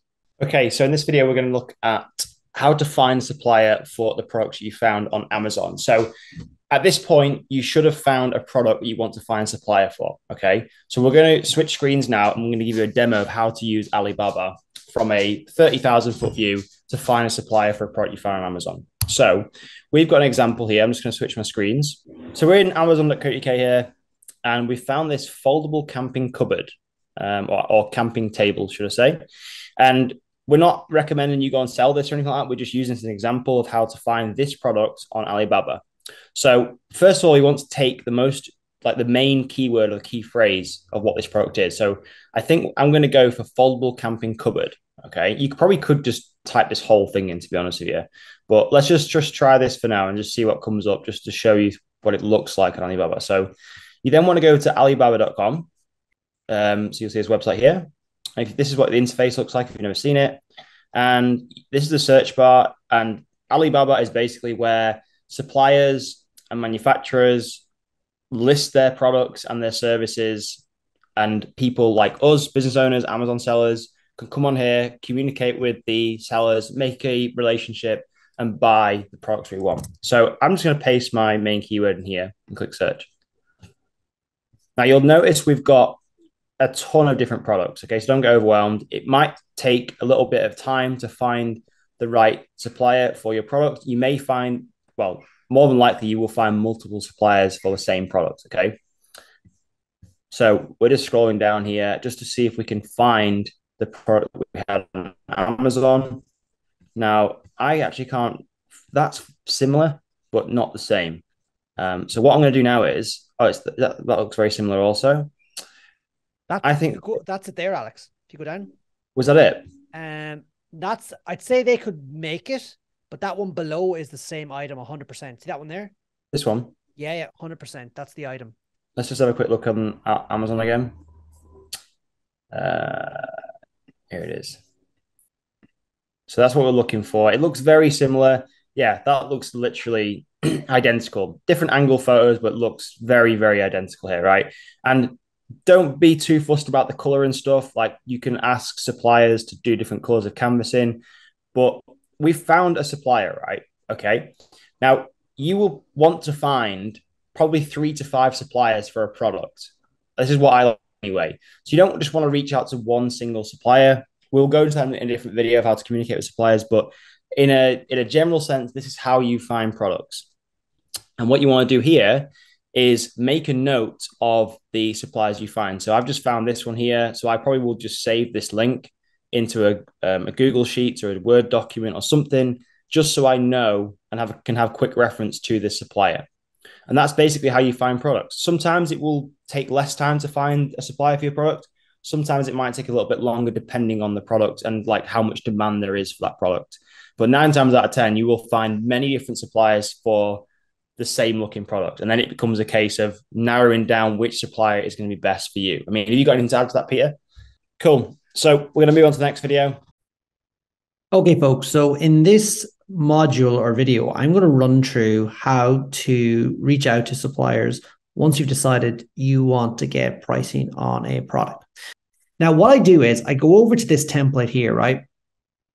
And I basically fill in, where are we now? I basically fill in what my product is. So let's look at this, for example, here. So products in the, let's see, beach pop-up tent niche. We're looking to purchase various tents for the UK and EU market. So UK, EU, and US markets. And then see attached photos. I would take a photo from the Amazon listing and I'd upload it into this when I'm sending it on Alibaba. So can you manufacture these type of tents? If so, please provide the following information. So photo, specifications, as well as FOB quotation. We want free on board quotation, which basically means the supplier is responsible for getting the product to the ship. We ask them, are they a manufacturer or trading company? So just straight up ask them. As I said, I don't mind. It comes back to the price and the offer they're giving us and sort of like the service. Lead time for samples and trial order. We want to know how long it will take for items to get samples to get produced and then for the trial order to take place. And then the cost for a sample with express shipping to the UK or wherever your home country is, right? Now, I'm just going to show you an example that I actually sent to a supplier this morning myself. So, hello, my name is Peter from Product Launch Ninja. Nice to meet you. My business is expanding our brand with an expansion into the milk glass bottle holder market. We are looking for a long-term partner to work with for manufacturing. Our intention is to resell these products within the UK and EU market. We intend to also include 12 bottle caps with our holder. Is this something you can do? So I'm adding in a little bit here. Like I want to include a little bit of additional bonus item that'll help me stand out from the competition. I'm asking, can you manufacture these types of various types of holders and kits? If so, please provide the following information. They're exactly the same as was previous. And then I also said, having undertaken some research, that having studied the market, there are a number of concerns we have that we would be grateful if you could help us address. Rusting. So I discovered that the metal frame quickly developed signs of rust, compromising the appearance and durability. Can you produce the product with stainless steel or galvanized steel? Okay. Now, maybe I may not be able to do that, but they might give me a suggestion. And I also said the handle durability. The handle is fragile and prone to breakage due to weak attachment mechanism. Could you revise the handle design to ensure it secures stronger to avoid breakage? We appreciate your help. Thank you, Peter Langen. So that is me updating this script here to suit my requirements for that product. You can do the same when you're reaching out for these items here. Like maybe you want to put in a bonus item, or maybe having read the reviews on Amazon, you could find fault and you want to improve and fix that fault. You know, a lot of things that actually make our product much better. Okay.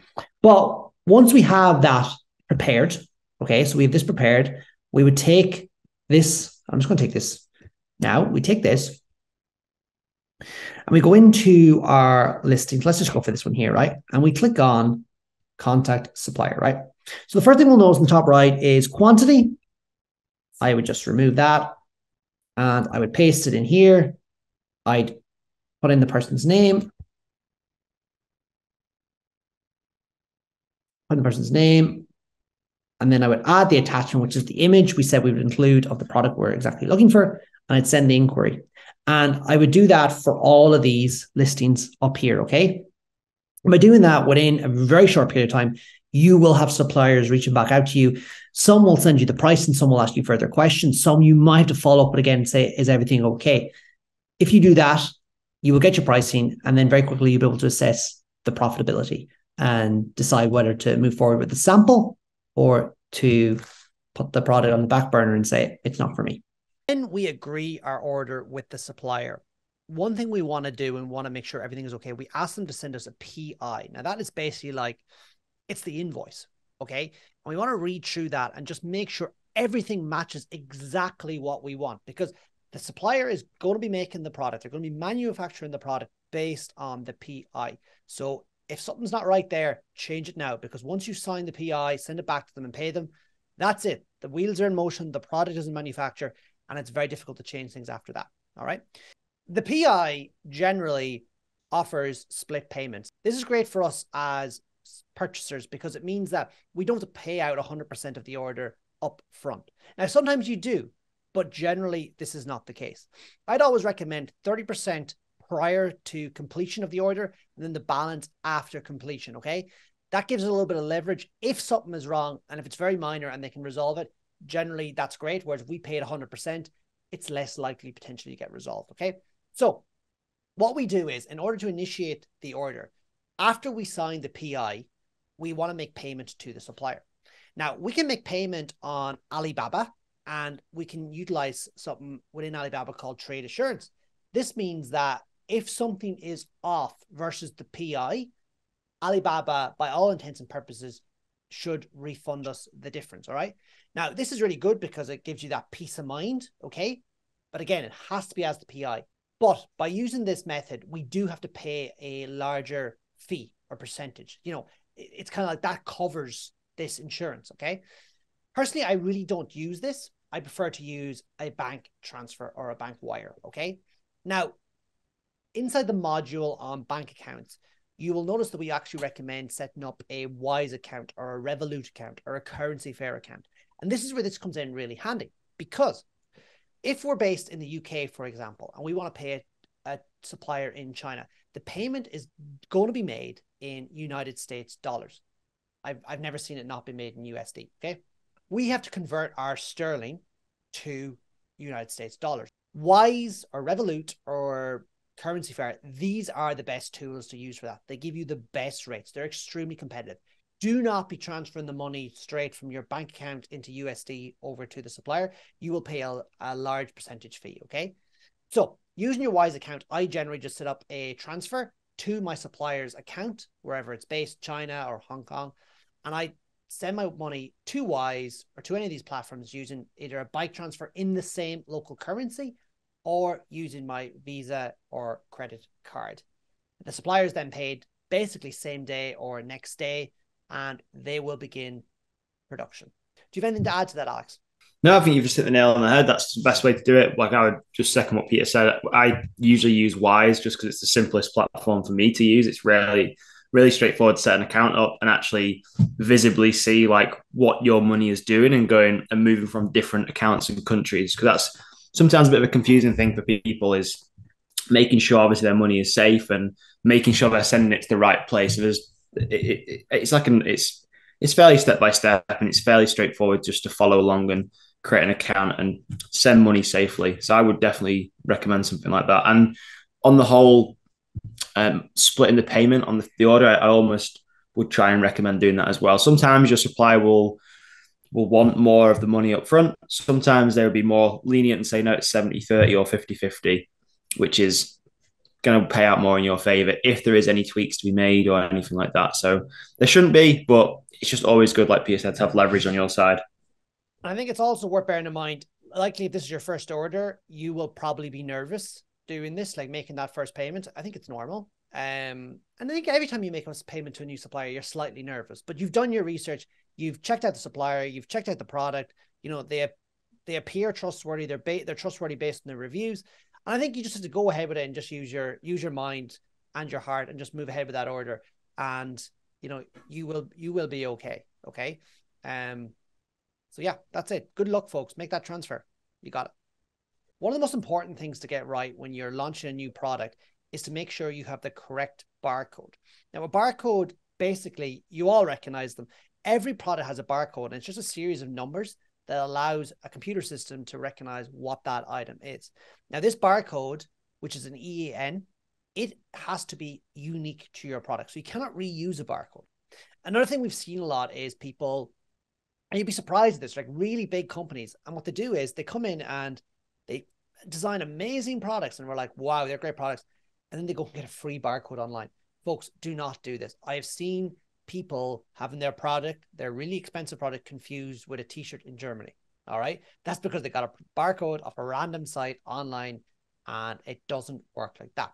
So in order to get a barcode, you're going to use something called GS1, which actually stands for Global Standard 1. Okay.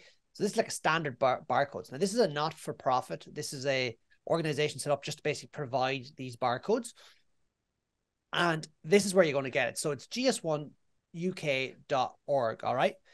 Now, there's a number of different options you can choose from, right? And this is a little bit different than originally I would have seen it. And actually, I think it works out better for you as the business owner, right? So there's 3 options. Starter 10, which actually I wouldn't recommend, is for businesses that have a turnover up to £100,000, all right, with 1 to 10 products, which are unlikely to grow. Like, we're likely to grow. That's what we're aiming towards, right? So £50 ex-VAT, you can get that, right?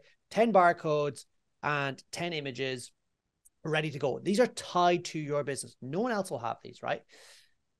I actually would recommend either the Starter 100 or the Standard membership. More than likely, I'd lean towards the Starter 100. It's £100 ex-VAT, and that gives you, let me see, what is it? 100 barcodes and 100 barcode images, you know, with one company prefix, right? That is the one I go for. I'd sign up, and straight away, you would get access to all these barcodes. So this is the back end of GS1, right? And you can see all these numbers here. These are all barcodes, right? So we just click on the number and we enter in the information and we click save. And then an icon appears and you can click generate barcode, which you can just download. All right. So what you do is you take that barcode and you bring it to Canva or Photoshop or wherever you're making your label, and you paste it in. Okay. There's different pieces of information that you need to include. All right. So obviously your company name or brand name, SKU, which is like a very short description. So you straight away know when you look at that SKU, what product this is, what variation this is, the name of the product, the condition, and just the fact that it's made in China. All right.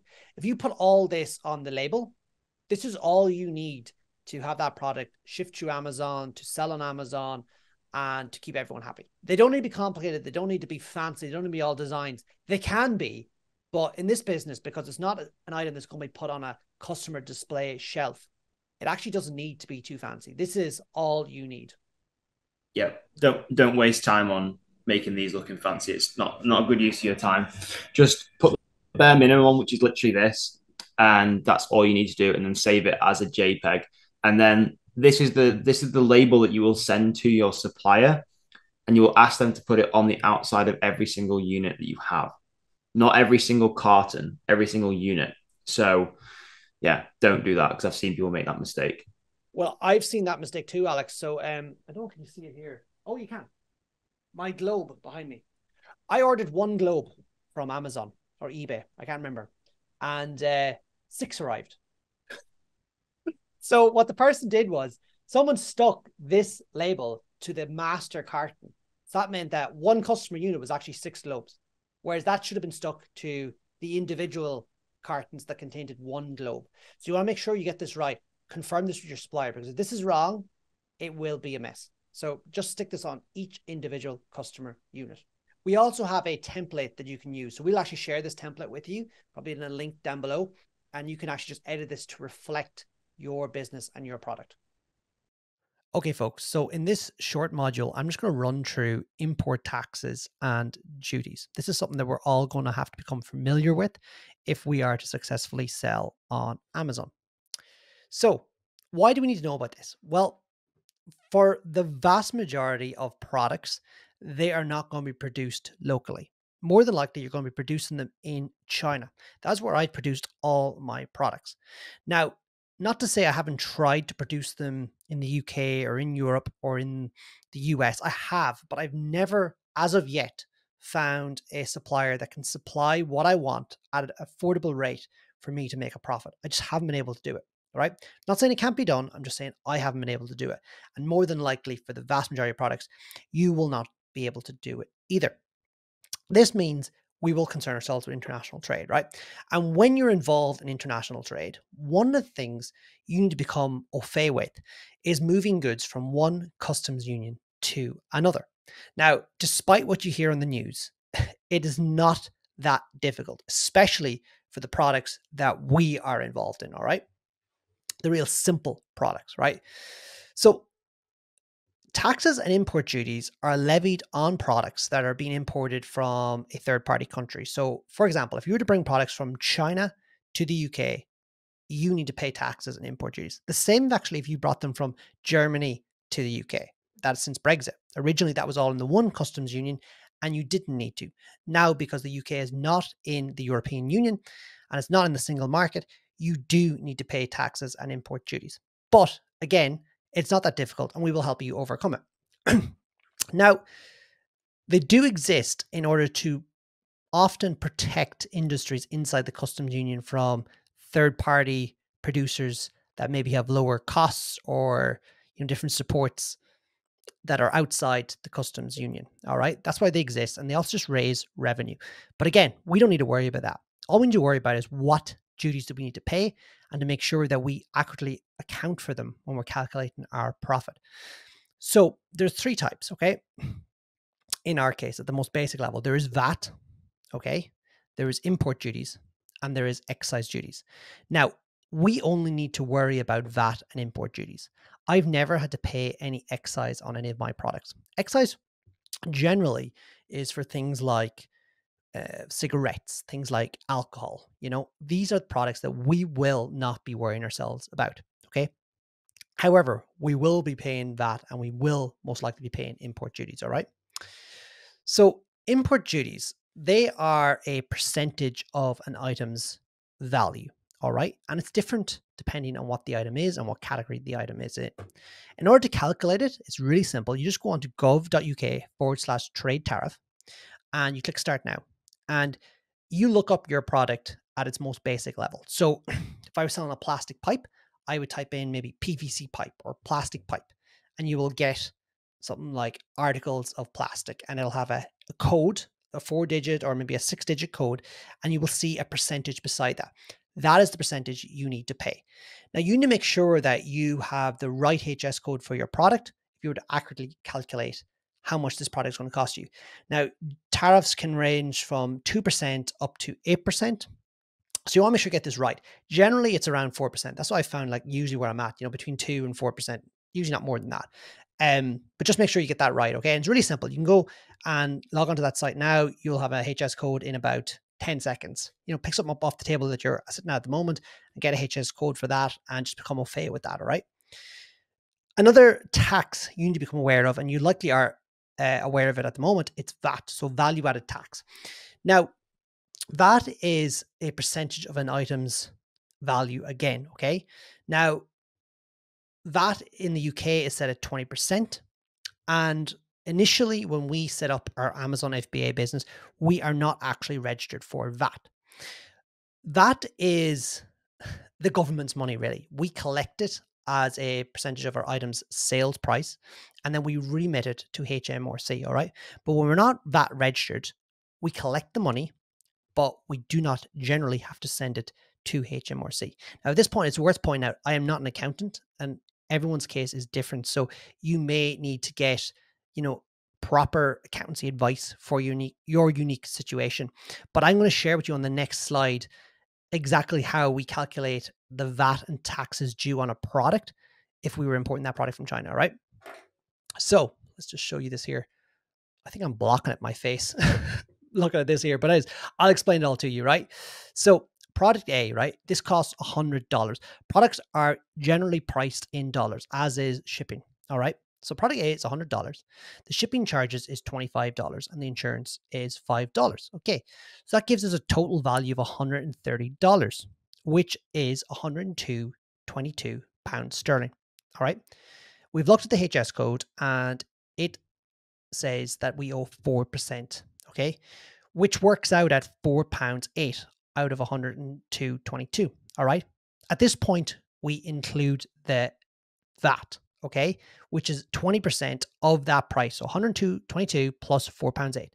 That works out at £21.26.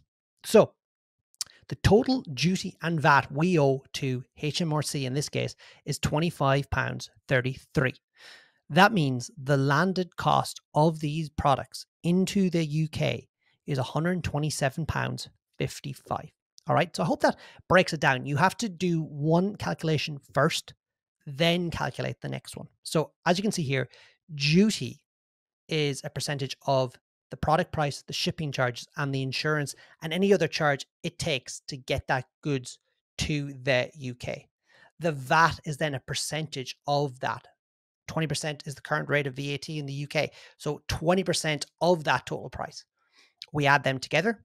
That is the duty and VAT that is owed to HMRC. Now, generally, your importer that you're using, so your freight forwarder or Amazon Global Logistics or whatever freight partner you are using, if you give them your PI of your product and give them the HS codes of your product, they will calculate all this for you and just give you an invoice for what is owed. Okay, but you do want to know what it is prior to purchasing the product, because you don't want to be hit with some charge or some huge duty bill that you did not expect. You need to just calculate this so you can work out your profitability correctly. All right. And again, yeah, your freight forwarder or your freight agent, they will take care of the customs declaration on your behalf. One thing it's worth pointing out, you do need to apply for an EORI number. That number can be got from within your gov.uk profile for your business. And you apply for that. It takes a number of days to get it. And you need this before you can actually make a declaration when you're importing goods. So just please do not forget to get that. It's very important. Now, some common mistakes when you are importing goods, and the main mistake would be you do not accurately, select or accurately calculate your item's duty because you have the wrong HS code. So just make sure that when you're on the gov.uk trade tariff website that you are selecting the most accurate HS code for your specific products. That's the most important thing. It's now time to talk about shipping and shipping timelines. So there's a number of options for you when you want to get your product shipped from your manufacturer in China to the UK, to the US, Canada, Australia, wherever you are sending your products, all right? So the first one is a full container load. Now this is, we all know this, containers. We see them on the news all the time. We see them on lorries. These are full of goods and these containers are shipped around the world. Now there's two different options. There's 20 foot and 40 foot. These are the main options that we have available to us. Now, generally for a first order, we wouldn't be looking at a full container load. More than likely, we'll be looking at a less container load. This means we're taking a percentage of the container. Now, our products are mixed with other companies' products, okay? Now, this can slow it down slightly, an extra 2-3 weeks, I find. But it is really good because it means we're only paying for the space we were using.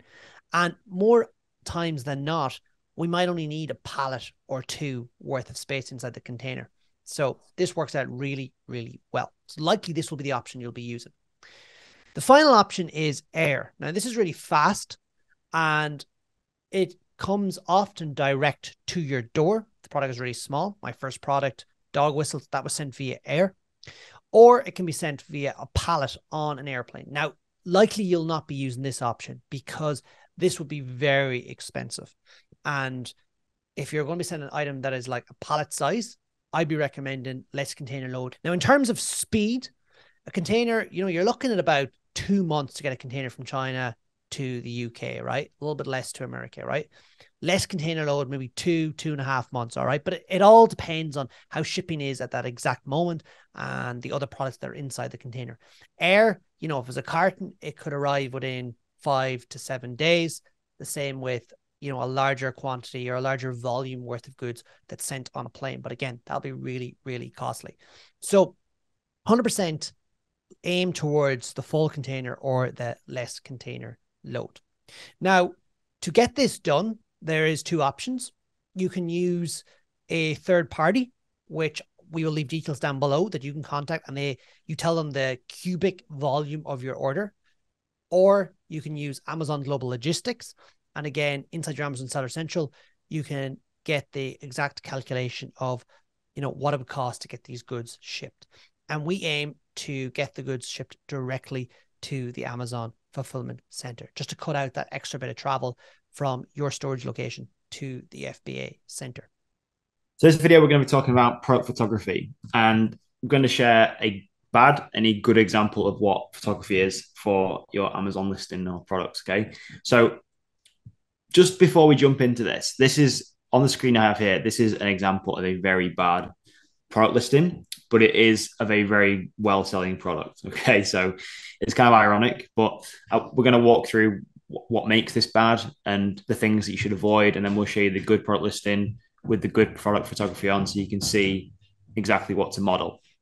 So you can see here, this is a telescopic cargo bar, and it has one image, which straight away for me is a red flag. You should have obviously multiple images showing the different features and benefits of your product.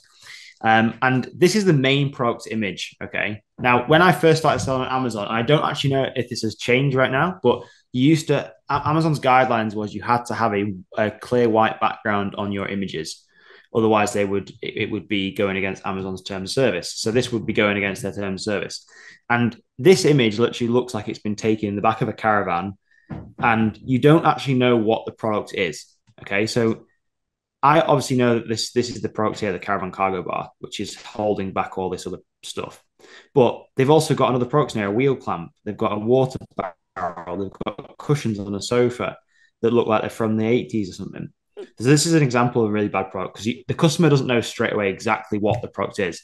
So that's what we want to do. We want to make that clear connection between what we're selling and what the customer is expecting to see, because I don't know what your buying psychology is on Amazon, but I know for me, I always look at the product images first, and then I also look at the reviews of the product as well.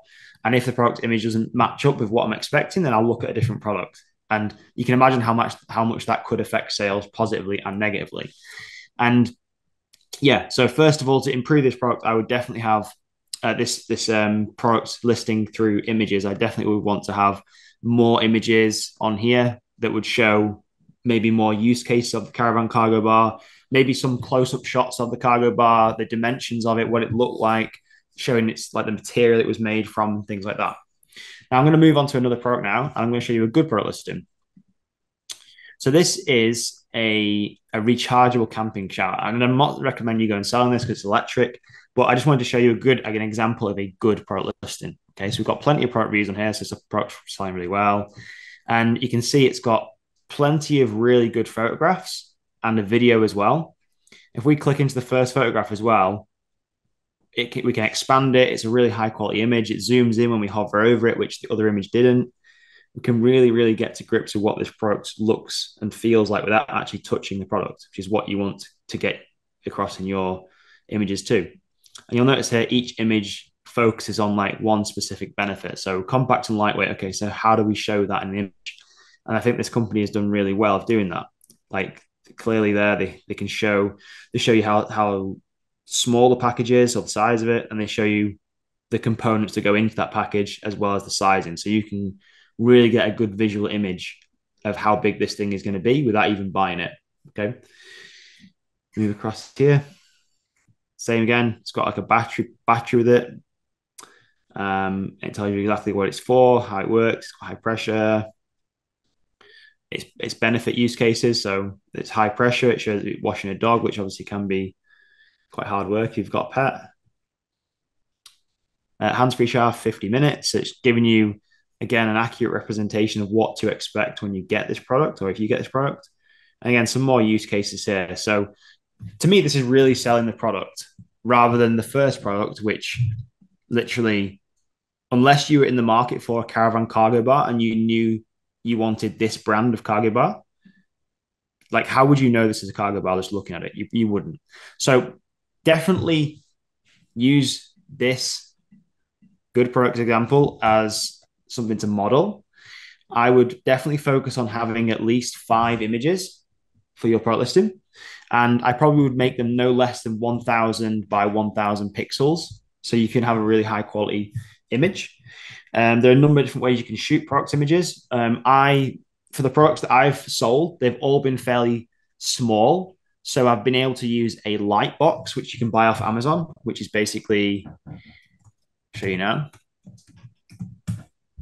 basically a white light box that you can take photographs of your products in. Just trying to find a, here's one here. Fairly inexpensive, but again, this comes down to how big your product is. I wouldn't just buy one of these and rely on it for every single product. But nowadays, technology and cameras in phones are so good, you don't necessarily need a really fancy camera to shoot good product photography. I mean, you probably could get a little bit better with them, but either that, use your phone, or pay somebody off Fiverr or some of the freelance site, which we've talked about in a different module, and send the products to them and get them to photograph your products so you can be assured that you're getting really, really high quality images. And you can even find people on these websites to create product images for you. So if you want images that really show the benefits like this here, which again, this isn't the best example, but you can get people that will create these for you. You don't have to do them all yourself. You don't have to be a graphic designer. You can find someone to do it fairly inexpensive for you. So that's the video on product photography. And in another video, we're going to dive into the other components of a product listing. Record. So guys, in this one, we're going to be talking about how to write a compelling title for your product and some benefit-rich bullet points to really, really describe your product to the customer.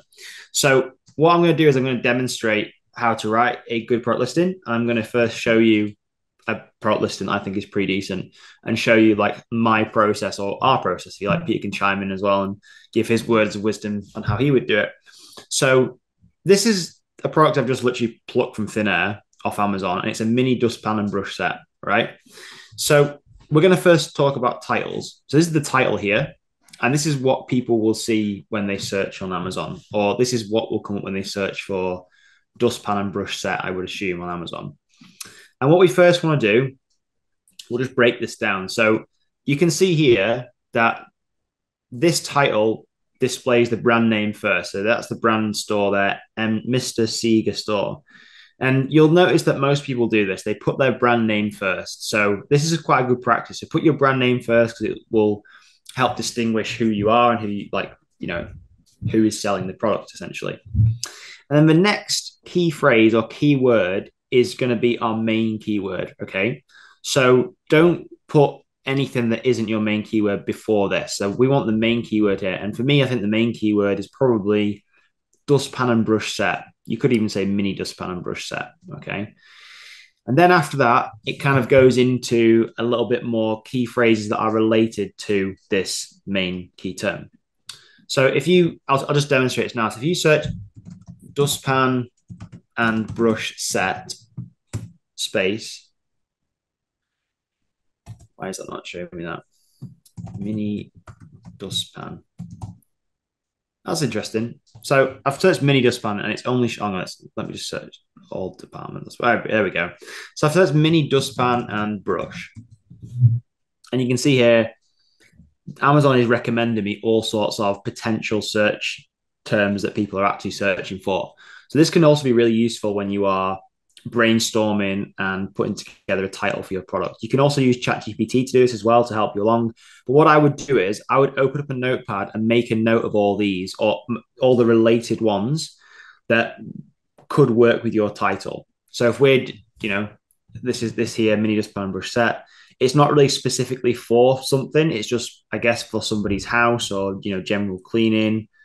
So yeah, it's portable cleaning brush and dustpan combo with, bamboo handle. That's an interesting thing. So I'd say the bamboo handle is actually a key feature of this product. So it's quite cool they've actually put that in there, because somebody, I probably wouldn't say somebody is after a bamboo handled dustpan and brush set, but I would include that in there anyway. Mm-hmm. And you can see here as well that this title is fairly straightforward and to the point. So a lot of people on Amazon, they'll try and stuff as many key terms and key phrases into this title as they can. So I can't remember off the top of my head how many characters you get for a title on Amazon. I think it might be 200, maybe even a bit less than that. But you'll see people that will try and use every single character of that limit just because they think it will optimize better in Amazon. But I can tell you now, it doesn't work like that. You just want a clean title that someone can read and understand straight away what you are selling. All right. And what I would do is, like I said, I would open a notepad up and I would be brainstorming and putting in here all potential keywords and key phrases so I can build out my listing. Okay, and this will also come in handy as well when you're writing your bullet points. So this is really useful to have, and your PPC as well, actually. So mini dustpan and brush set. Okay, so we've already got that. And then you can see a mini dustpan and brush set for table, brush 4. So we've got for table, for pet cage, for car. So you would write those down if they were applicable to your product, because obviously it might not be for a hamster cage, it might not be for pets, it might be for something specific. If so, and you would write that down. And then you're obviously going to have a list of all these keywords and key phrases that you can use to build out your product title. Don't overthink it. Just use this as an example. You can generally go to some top selling products and they'll usually have a fairly well-written title. So we'll move on to the bullet points. Now, bullet points, you get 5 of these, right? And these generally, I like to marry these up with the photographs. It doesn't always work like this, but the 5 bullet points you get here, I generally like to have a photograph that describes this bullet point. So you can see here, this bullet point, mini handheld dustpan and brush, national environment friendly. Okay, so in this bullet point, they're talking about how big the product is. Brushes made of dense, durable bristles, won't scratch cleaning surfaces. Lost from raised bar, made debris not fall. Use the mini dustpan and brush.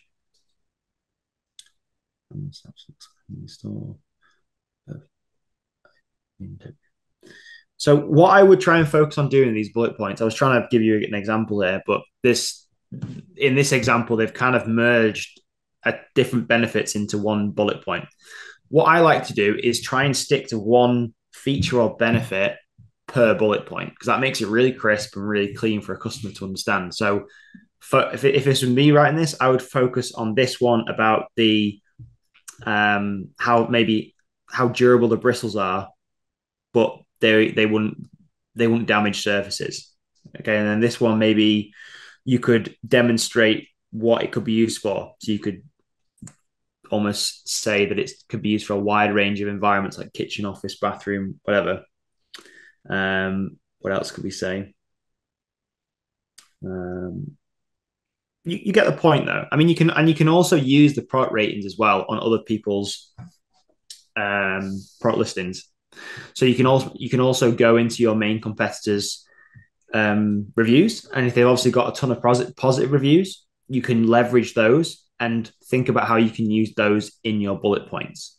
Again, I wouldn't overthink this. Just make sure you have like benefit-driven bullet points. So don't just describe the features of the product. So what does dense and durable bristles deliver to the customer? Like, what does that give you? That's like a longer lasting product. It's a more durable product. It's a stronger product. It'll move debris better, all this sort of stuff. That's kind of what I would think. I mean, would you add anything to that, Peter, about creating titles and bullets? No, I think that's fairly accurate. One thing I would add is that, and we covered in other modules, that you can use the likes of ChatGPT to aid this process. But fairly accurate what Alex just describing, that fundamentally is what you want to be doing. The whole point of the bullets is really just to encourage the customer and aid them in making the buying decision, and hopefully for a positive result for us. Yeah, and Amazon also uses the some of the keywords and stuff in your titles and bullets as a way to make sure that they are showing the correct product to the customer. So again, it's also useful to have the keywords and key phrases where necessary in your titles and bullets, but don't try and keyword stuff. Don't try and shove as much information in them as you can, because that will just overwhelm a customer, and it will make your product listing look absolute crap. And if we scroll down a little bit, we'll probably talk about eight. So this is A+ content, which we'll talk about in another video. But that's basically it. And we'll probably do another video on how to specifically use ChatGPT to write these. But you could give ChatGPT the basic information of your product listing, and you could ask it to write a product listing straight then and there, and it would do it for you. But I think that is enough for this video, and that should give you enough firepower to go and create some kick-ass listings. All right, folks. So what we're going to do now is we're actually going to upload your product to Amazon. So where I am at the moment is I'm actually inside GS1. Now, this is where we want to get our barcodes, because if we get our barcodes anywhere else, you know, potentially you could have trouble when you go to do this stage. And because we're getting our suppliers to add the barcodes to the products, we want to make sure we get it right. So don't skimp on this. Get a GS1 barcode. And that was all covered in another section in the course. But we're just going to take one of these barcodes, which is here. This is the barcode number. We're just going to select it. We're just going to copy it. And then we're going to go into Amazon, right? So now we're on Amazon here, and we're in the section in the top left. You just click on this drop down, catalog, add products, and you'll come here to begin adding your product, right? So Amazon is a little bit different than, say, the likes of eBay. On eBay, you know, you set up a listing, that is the listing, right? It is done for your sale, right? Whereas on Amazon, you don't actually own the listing. The listing is owned by everyone, and everyone can list under that listing. But because we're doing private label and we don't share our products with other people can't really list under our listing. But that means when we go to do this, we need to create a new listing. So we're adding a product not sold on Amazon. You just see it down here. You just click on that. And now what it's doing is it's basically asking us, you know, what type of product is this? So Alex, what are we going to sell today? Let's go tractor seat cover. Tractor seat. Okay, automotive. See what will be under. So now we've typed in tractor seat cover, and we can see different types. So vehicle seat cover there, that's probably it.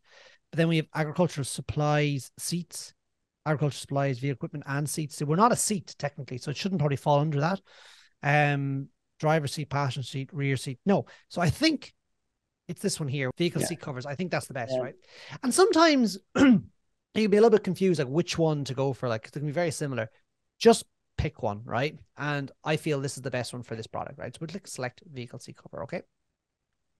So straight away, this flies up here, okay? And it's asking us, okay, so what is the item name? So we're going to call it Ben Bulben seat. Ben Bulben tractor seat cover, okay? The brand name, in this case, we're going to go with Ben Bulben. And then what we're going to do is we're going to paste in our EAN number, okay? So this is our barcode, right? We're just going to select EAN here now, right? And we're going to click continue. All right. And now what's Amazon is doing, it wants to fill in extra information, all right? So product description, right? These are basically like the main description at the body of the listing, right? So the Ben Bulben seat tractor seat cover is perfect for every situation, no matter the tractor. Now, to be honest with you folks, like, this is just me just typing in text. It doesn't need necessarily even to make sense in this example, but obviously we would have prepared our listing beforehand, right? Well, this is just to give you an idea of how to actually do it, right? So that's perfect there. Bullet points. So high quality stitching. Perfect for long life. Yeah. What else would it be? It would be gray color.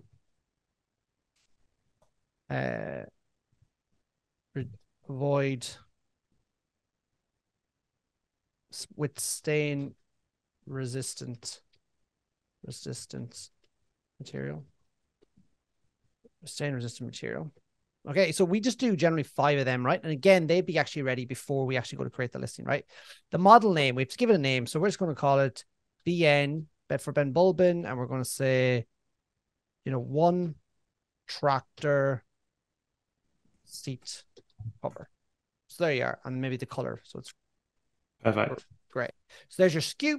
The manufacturer of this would be, in this case, would be a company name. So we're just going to say EPL Trading. And then you can see that is all done, right? Product details, right? Click in here, right? So a lot of different information we put in here. So item type, it is a seat cover. The color is, let's say black, right? We said gray, but oh, maybe gray. Gray. The part number is here. I like to call the SKU and the part number the same. Just paste that in there. Is assembly required? No. Power plug? No. Included components? 1. Let's see, 1 tractor seat cover. Is it fragile? It's not. Is product expirable? No, it's not. Okay. Safety and compliance, right? So country of origin would be China. Scroll down to China. That's where it was manufactured. Product warranty. So I just say no because Amazon gave a warranty. Is batteries required? No.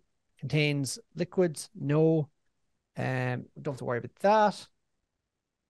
What we do, well, actually, hold on, there's one missing here. Oh yeah, there's dangerous goods. Not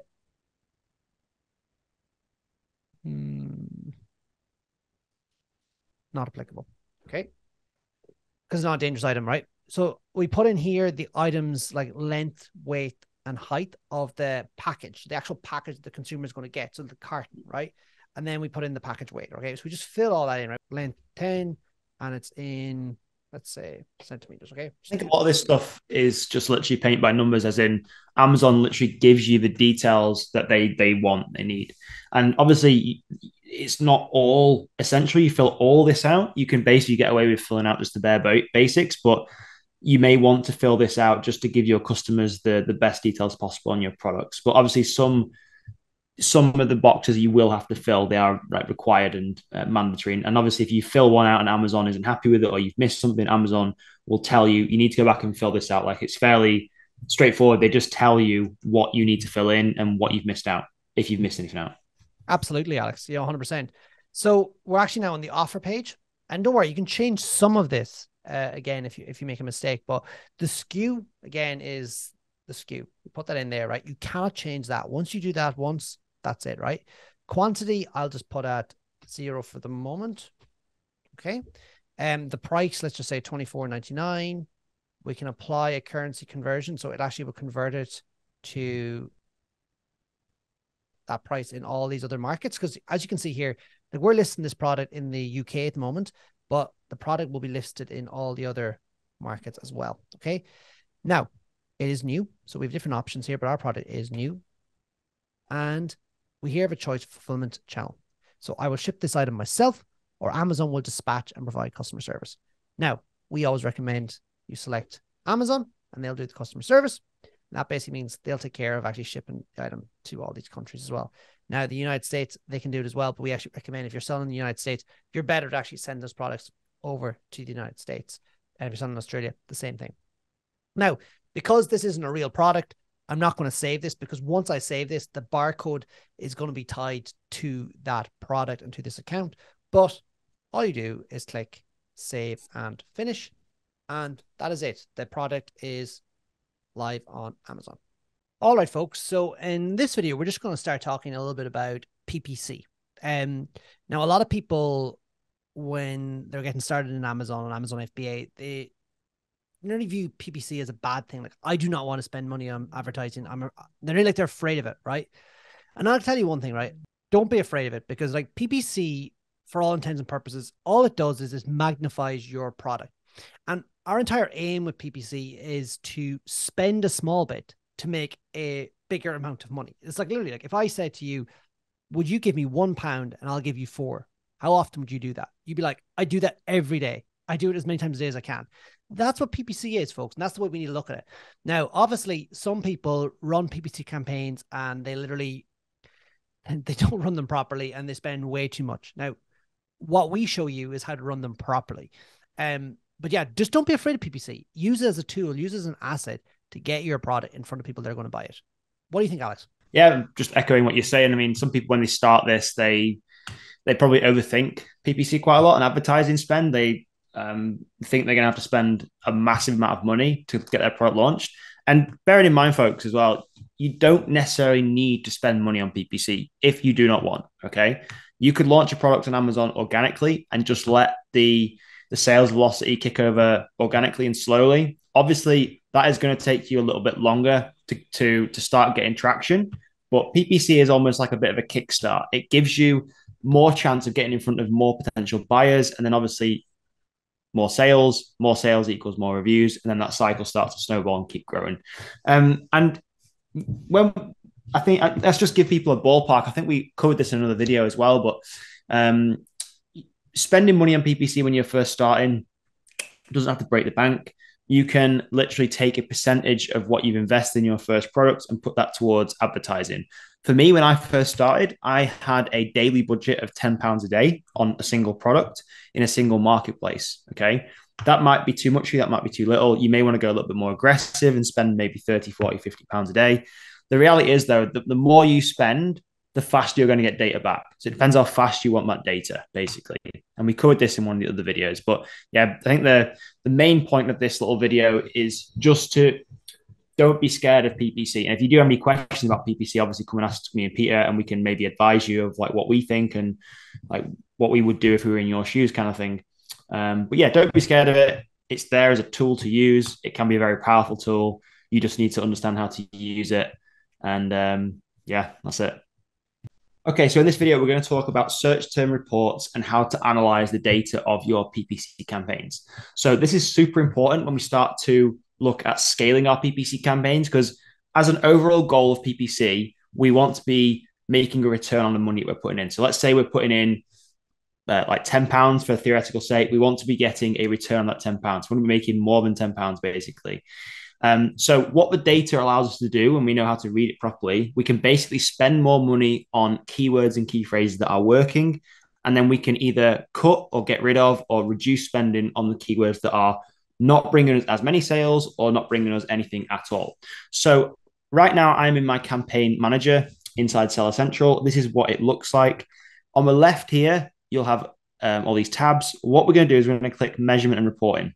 Then we're going to click sponsored ad reports, and we're going to download a search term report. Okay. Now, what you're going to do is you're going to click create report here. And you are going to keep this as sponsored products. You are going to keep this as search term, keep this as summary, time unit, and then report period. I tend to like to put this as far back as we can go. So we can get as much data as we can. Now, usually Amazon lets you go back 90 days. So we want to go back to as far as we can go and select update, save. And then, you can give this a name if you plan to come back to visit it again. I generally don't change the names of reports because I literally only look at the reports once when I'm editing and I'm looking at the data, but you may want to just for your own like bookkeeping sake. So you could call this like search term results, and then you could put maybe the date and something like that. Or you could run it from the start date, and so you could put maybe the 21st of April 23. So you've got like a start date and an end date basically. Request time now, and you could obviously it's actually a new feature. Actually, this is worth pointing out. So you can actually request a recurring report. So if you want to check your reports, which is a really good idea to do every 7, 14, 21 days, you can set this up in here, which is fantastic. Just automates the process of it. And then what you want to do is click run report at the top right hand corner, and Amazon will do its thing. it will say pending. Sometimes you have to refresh your screen for it to show up, and then it will say download here. You're going to download it, and I'm going to open up a previously downloaded search term report, and I'm going to show you how to read these things. So don't be alarmed because this looks super complicated. It's not. You don't have to pay attention to every single column. You just need to know how to filter it. Okay, so this will be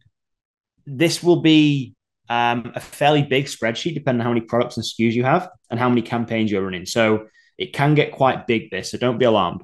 What we're going to do first is we're going to click this square at the top left-hand corner of the screen, and that's going to highlight our whole spreadsheet like this. And then this is basically applied a filter, okay? So what we're going to do now is when I am analyzing the data of a product that I'm running PPC to, I like to start with just picking a product, okay? So you need to choose a product first. So let's say, for example, we want to look at my Caravan cargo bars, which is a product I previously sold. So what we first want to do is we want to only show Caravan cargo bar results. And what we do is we click this little filter button here and we click clear. And then if you've done your naming conventions correctly when you set up your PPC campaigns, which I highly recommend, you can just search the SKU in here. And it will show you all the Caravan cargo bar, anything to do with Caravan cargo bars you have here, okay? So then you want to select all and click OK. You'll notice now we have all the data for my Caravan cargo bars. So now, first of all, what we want to do is we want to identify the keywords that are making us sales. So what we want to do is we want to come across to column S. It may be a little bit different on yours, but you want to find 7-day total orders. And we're going to put a filter here for every single thing except 0. So we want to just show the keywords and ASINs that are creating sales or orders. Okay, so okay. Now you can see how that's filtered that down completely. It's a lot more simple to read now. So what this is basically saying is we're looking at Caravan cargo bars. These are all the customer search terms here that have generated an order. Okay, so people have searched Caravan bars, people have searched Caravan cargo bars, and that has led to a sale. And you can see here how many impressions it's got, how many clicks has been had, how much you've spent on the keywords, and how many sales that has brought in for you, as well as the ACOS, which is really important. And these are all super low, which is fantastic. Sometimes you'll see these quite high, which you'll want to take a look at, but this is really good. So what we can see from here is if we filter this by clicks, we can actually look at, let's just sort these Z to A. So we can see here which ASINs or keywords have been getting the most clicks. And you can see here, this is an ASIN. So this is an actual product. So this is a little bit different, but equally what we can do is we can actually search this on Amazon. Hopefully this will actually let me show you this. You can put this in the Amazon search bar and you can actually see which products. So yeah, so this is the product. People are basically landing on this page for this product, and they're then going onto my page and buying my product. So they're seeing my product more than likely down here in this section of Amazon. Okay, so that's interesting to know because we can run advertising against this product to say, show my product on this product page because it's generated sales in the past. Okay, so it's something to note. So let's go back to here. And what I like to do now is I like to note down all these customer search terms. So I copy those and I just put them in a notepad. Okay, just put them in a notepad there for now, just so I've got them at safekeeping. Let's go back to here. Then what we want to do,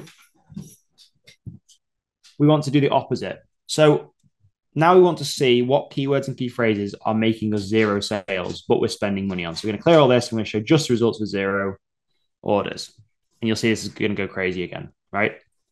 So on here, so yeah, we're now looking at basically keywords that have generated no orders, but we're spending money on. So what I like to do here is we've got all our orders here with obviously no orders and filter them by spend. Let's have a look at what we're spending the most money on. And we can start to see here, like you can see the spend isn't very dramatic in this category, but it can start to add up, especially in this automatic campaign here, as we can see, because obviously Amazon is going out and testing all these different keywords.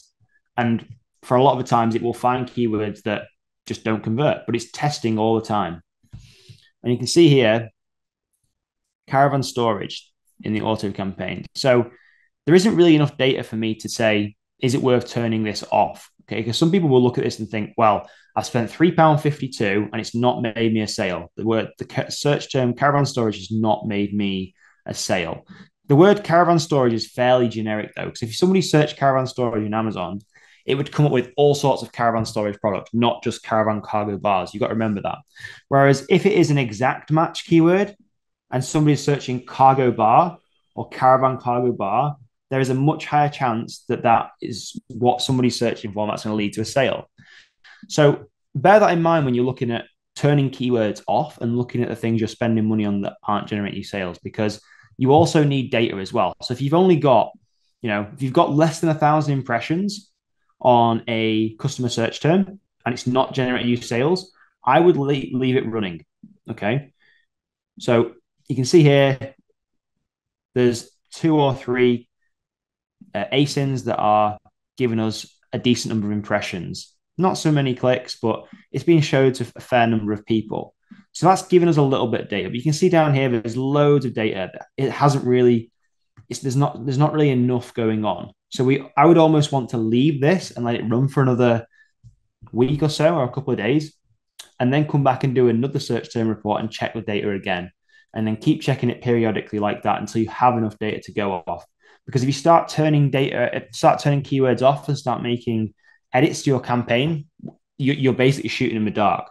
You need to collect the data. So that's what I would always recommend. If you're just starting a brand new campaign, set it all up, let Amazon go and do its thing and just collect data for a week or two. Yes, you may be spending a little bit more money than you are expecting, but once you have that week or two of data, you can start optimizing and really making your campaign budget work a lot better for you and go a lot further. So that is how to look through a search term report. Obviously, there are all sorts of other different metrics in here you can look at. ACOS is also a very important one we can look at. So obviously, it's not going to show any in here because we've got no sales. We can also look at the camera's in the way, sorry. Yeah, it's got all sorts of different bits of data on here. But to be honest with you, what I've spoke to you about in this video is the most relevant ones and all you need to really worry about. You need to narrow down the campaign to the product you're working on. You need to look at the 7-day total orders. You then need to look at the clicks, impressions, make a note of the customer search terms that are making you money, and then do the reverse and look at the ones that are making you none. Okay. And yeah, that's pretty much it for this video. That is how you analyze a search term report. Okay, so this video, we're going to give you a basic overview of Amazon PPC and how to use it to launch your first product.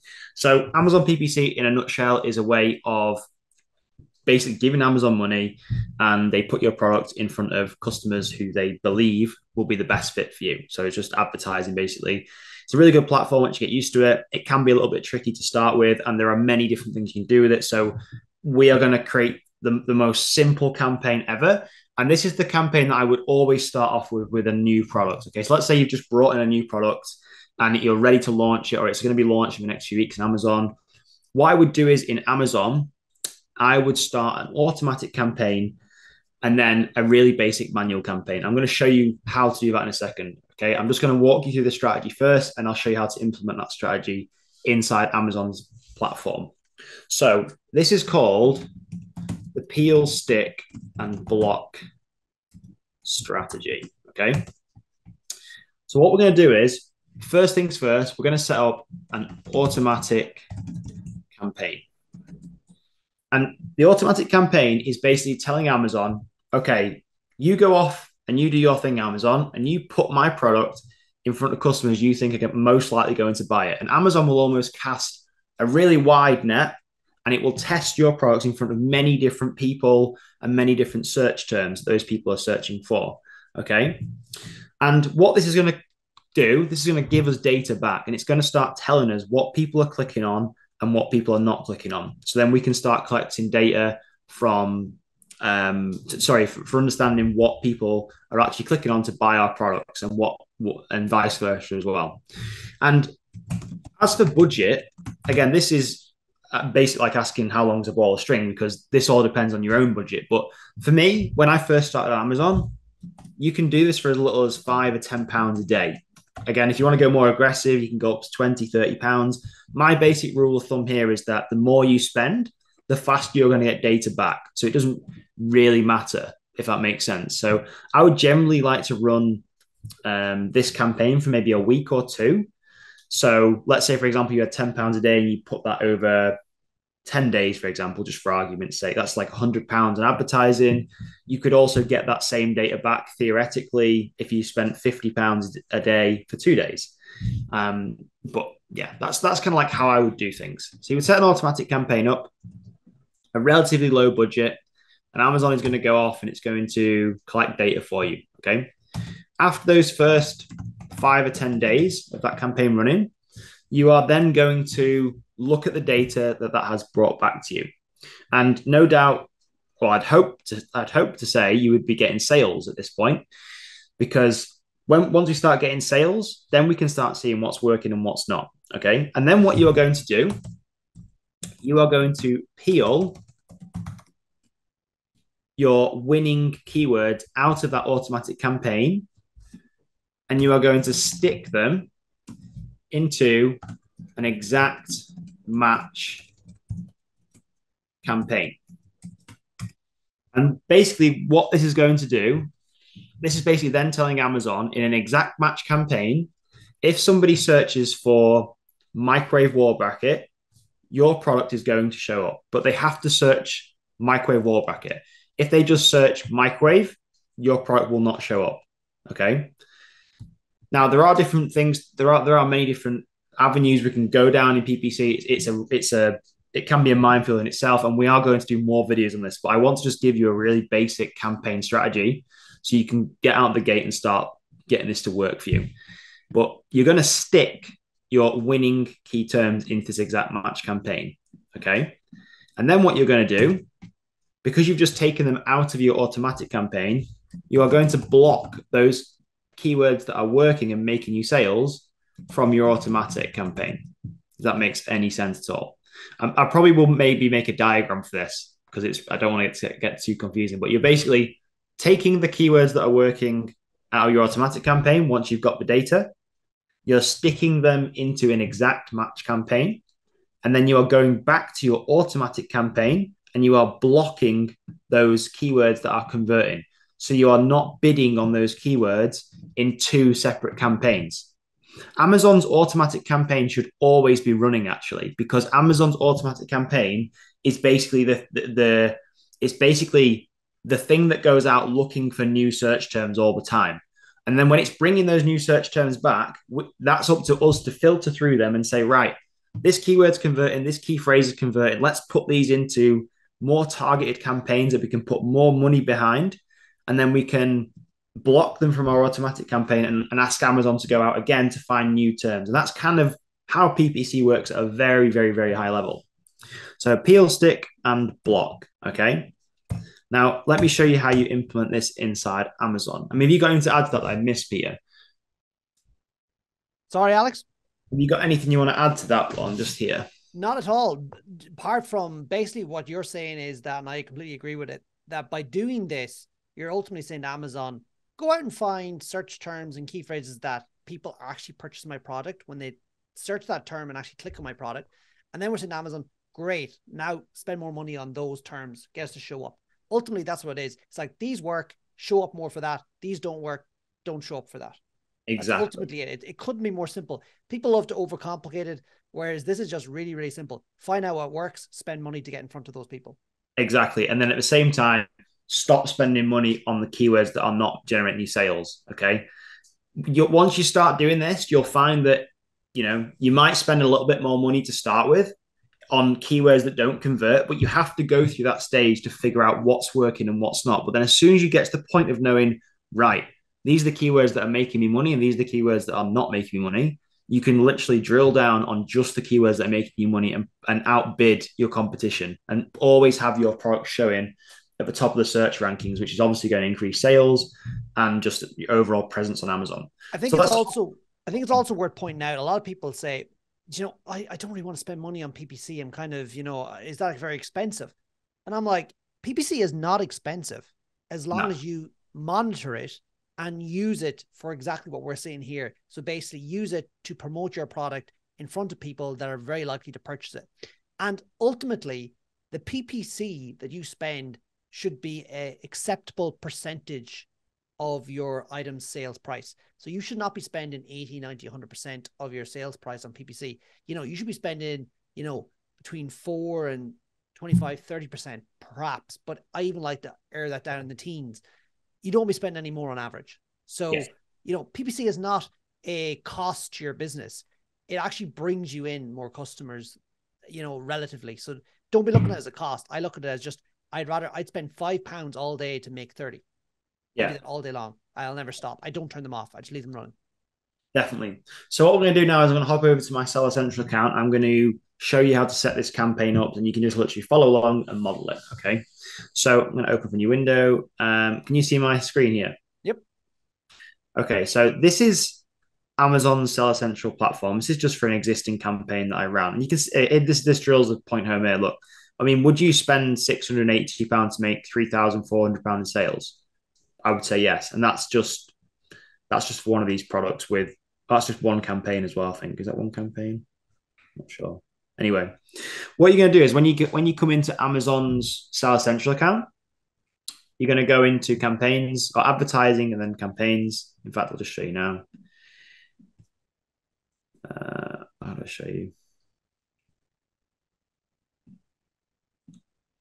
So this is your Seller Central account. You'll click top left, advertising, campaign manager, and then it will open up the campaign manager here. Now, what you're going to do is you want to click create campaign. And you want to then go sponsored products. Ignore all this other stuff for now. We'll do a video on this in the future. Don't overwhelm yourself.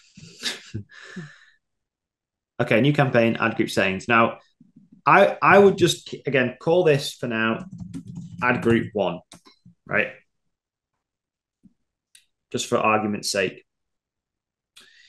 And then you are going to pick your product. So let's just go find a product. So let's just add one of my existing products here. You'll add it here. And at this point, you'll have already added your product into your Seller Central account on Amazon. So you'll have this data here. We'll add that product right there. Targeting. So bearing in mind now, we're setting up the automatic campaign. So you want to keep this to automatic targeting for now. Set default bid. I'd keep that, just leave this as it is. Negative keyword targeting. This will come in handy later on. And campaign bidding strategy. So we've got 3 options here: dynamic bids up and down, dynamic bids down only, or fixed bids, right? I like to keep this at dynamic bids down only. I think it even says here what will happen. We'll lower your bids in real time when your ads may be less likely to convert to a sale. So if you are on the conservative side of things, keep it to this, down only. If you want to be a bit more aggressive, then up and down. This basically gives Amazon a little bit more power to increase how much it wants to spend per bid, per click. That's you basically giving Amazon the power, or fixed bids. And then you can obviously choose. It just basically goes off this default bid you set up here. You see that it's just changed actually. So we go down only for now. Campaign name, just call this, I would go auto, and then I would put in your SKU here. And then I would probably put the date you'd start this at as well. Now, this doesn't sound too interesting now, but trust me, when you start running multiple campaigns, you're going to want to make sure your naming conventions for these campaigns are all uniform, the same, because it'll make it much easier for you to understand. So I put the SKU there, and then I would put, say, the 19th, 7/23. So you've got so you know it's an automatic campaign. You know the SKU for the product and the start date. Don't have an end date for it. Daily budget, let's just put £10. You put whatever you would like. And then you would click launch campaign. I'm not going to click launch campaign. So once that is then running, leave that running. Okay. Leave it running for 5 days, and you can check in on it every day and see if it's helping, see if it's generating sales. But then what you're going to do, go back to leave page. So once you've got some data back from that, you're going to create another campaign, right? So same process again, you're going to go through sponsored products. I'm going to call this add group 1. Again, just for argument's sake, you could change this when you've got multiple different ad groups in a campaign. Let's just go same product again. Add the product. This time we're going to go manual targeting.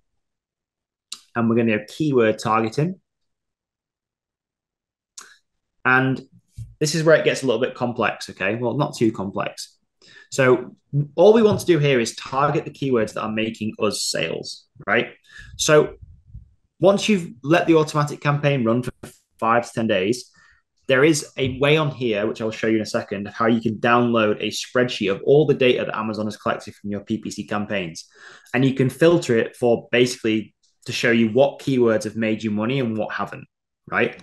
And the keywords that have made you money, you're going to put into here and say to Amazon, I want you to just target these keywords and these keywords only. So you're going to click enter list. You are then going to just keep that at suggested bid for now. Match type, make sure this is just the exact match only. Okay, this is important. And then here you are going to put your keywords. So this would be something like, for our product here, caravan, cargo bar, caravan, telescopic bar.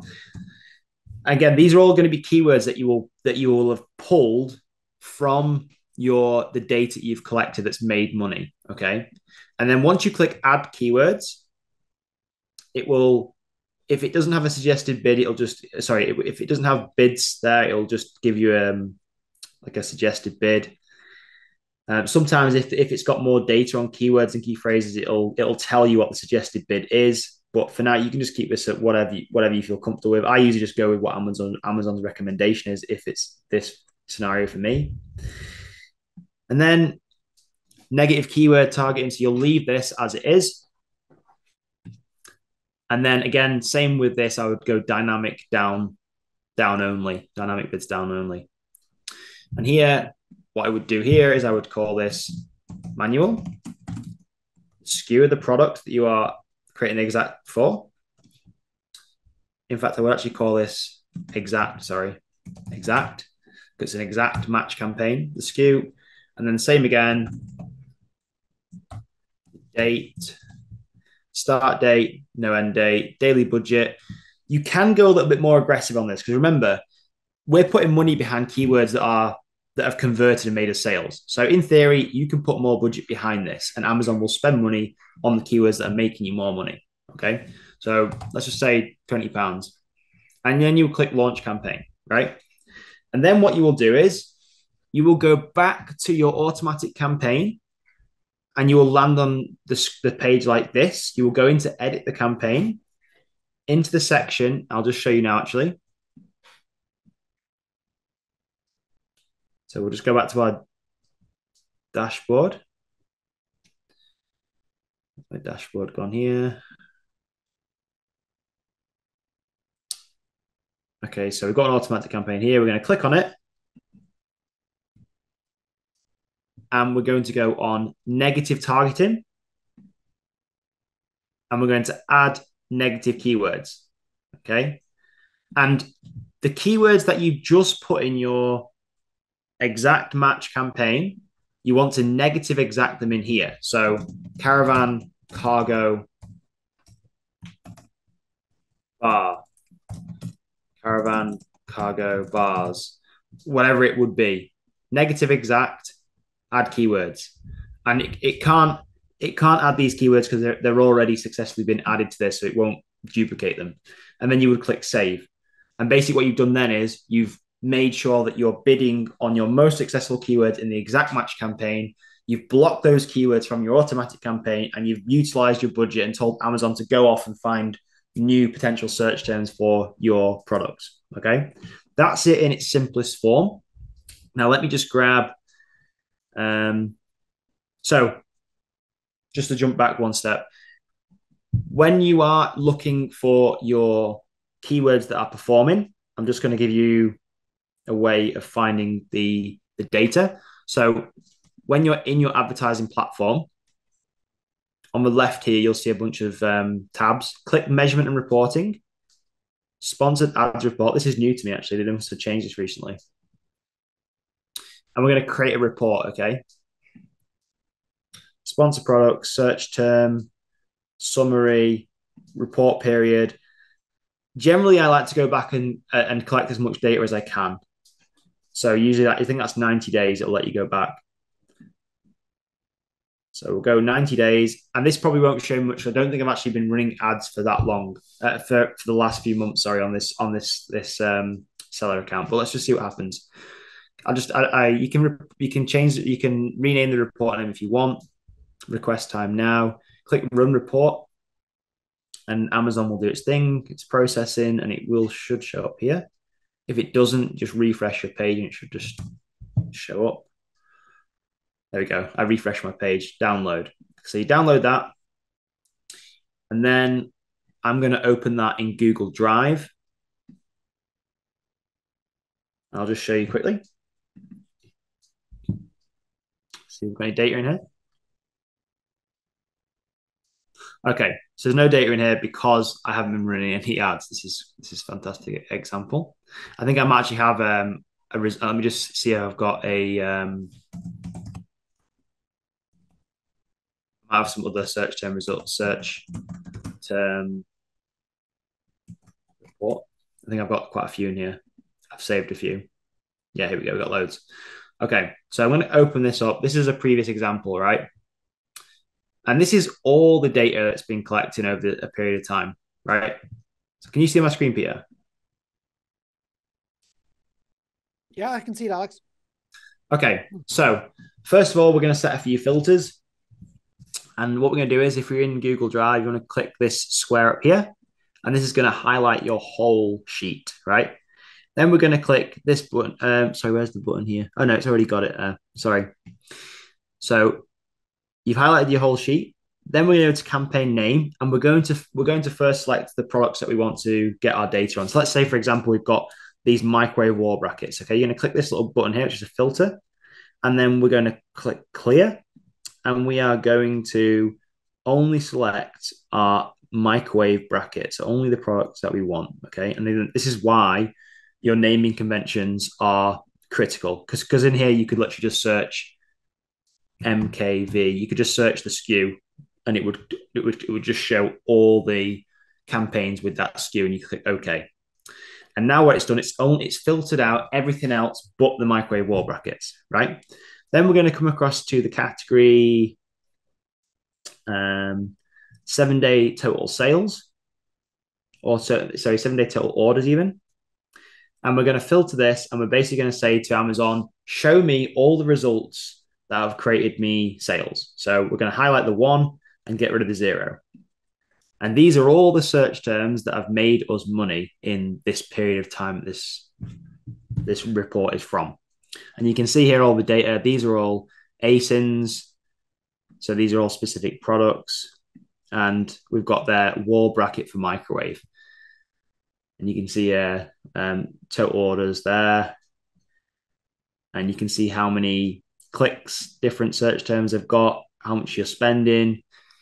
Again, we'll do some more in-depth videos on this. But what you then want to do is copy these items or keywords and ASINs into a notepad. And essentially, these are all our products, theoretically, that are making us money. Well, these are the key terms and products that are making us money. Now, in this example, I'm not going to copy across the ASINs, but I am going to grab this wall bracket for microwave. And that's the key word or key phrase that will go inside that exact match campaign that we just created, okay? Now, when you get all these ASINs like this is where you can create another campaign in your Seller Central account specifically for ASINs, okay? So this is just segmenting your campaigns a little bit more. So when you've got an exact match campaign, keep that for all your exact match keywords and key phrases. Don't just start pasting in ASINs because it will get very confusing. Create another campaign that is, instead of called exact, it's called ASIN, and then put all your ASINs in there, and then block those specific ASINs, those specific products in your automatic campaign. It works exactly the same, but it's just for an ASIN and not a key phrase. And that in a nutshell, is how you will set up your campaign. Again, don't get overwhelmed by this. PPC is a minefield. You can do so much stuff with it. Do not get overwhelmed. Just follow this simple strategy to start with. And any questions that you do have, make sure you ask in the community. And myself and Peter, or one of the members, will help you out. And we will be definitely making more videos on more advanced strategies, more ways to scale campaigns, and everything in between. But for now, this is just an introduction to PPC, and hope that was useful and we clarified and kept things as simple as possible.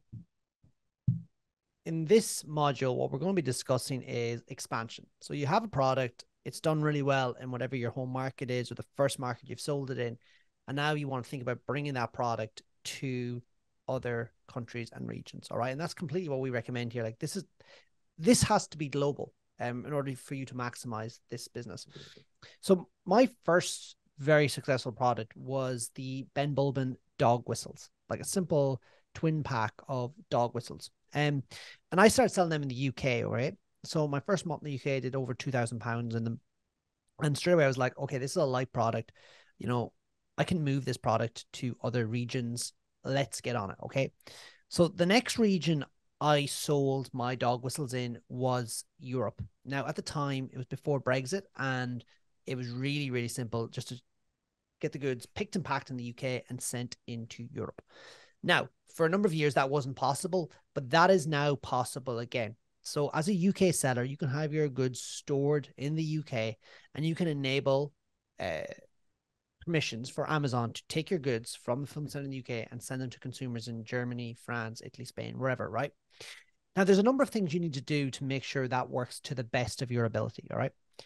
First off, you need to make sure that your listings are optimized for the local region. So that can be in terms of price, that can be in terms of descriptions, like, you know, you don't want to be translated, and they don't be translated like automatically. You want to get someone, you want to pay someone to translate your listings to make sure that they just speak to the person properly. You don't want them to be in English if you're in Germany, for example. It just doesn't blend well with the locals. Now, they want to be fluent, don't they? Yeah, they just want to be fluent, basically. You're right, Alex.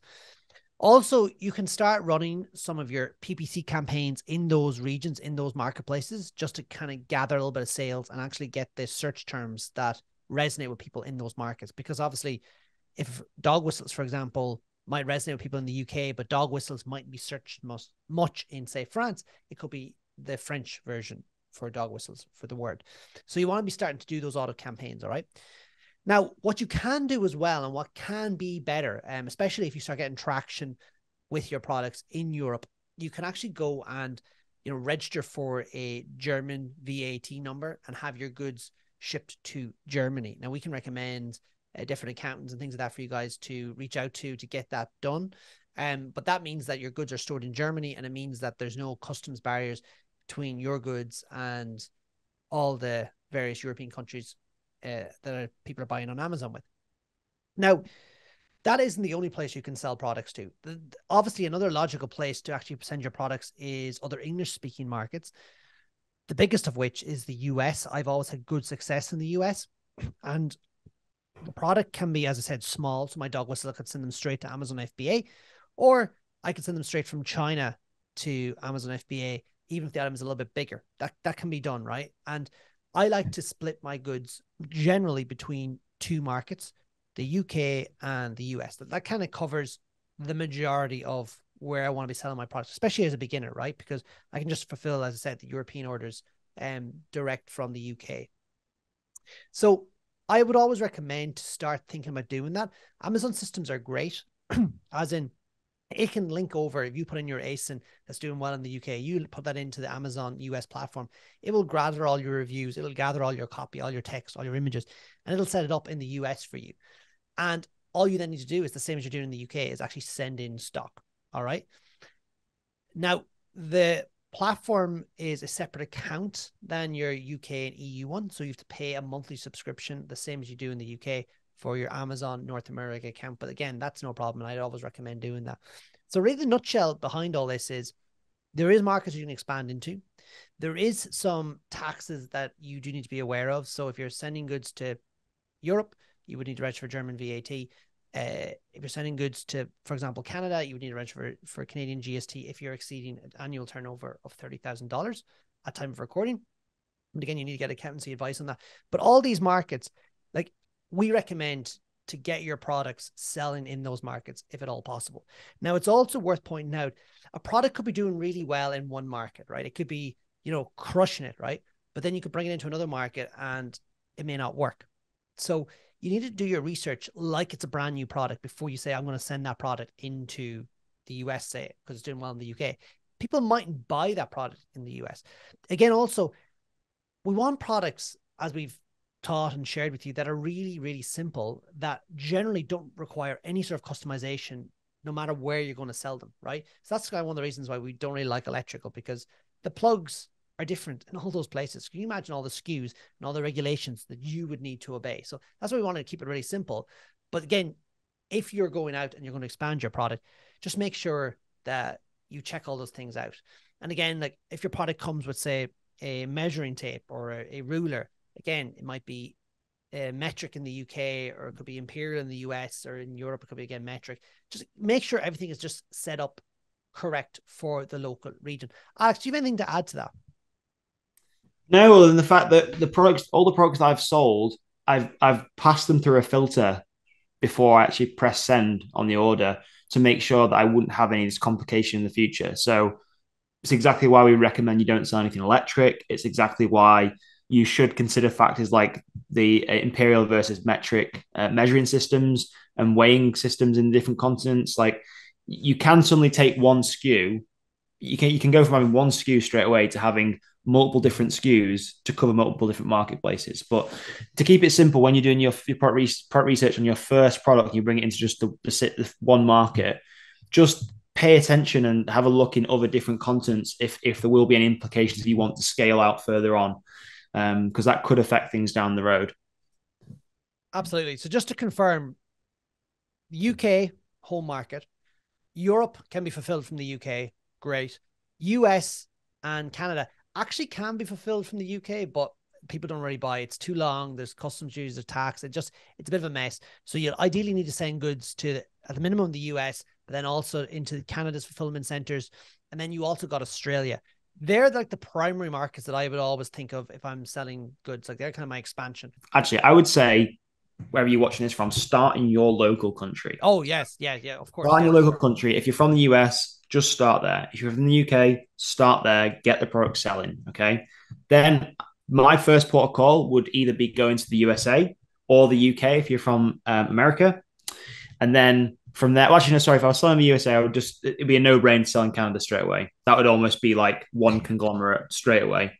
But if I was in the US and I was looking to expand into Europe, into the UK first, that would just be my port of call. If I was in the UK selling and wanted to expand, I would go to the USA first and then look at Europe and Canada after that. That's me personally. There isn't really any right or wrong to do.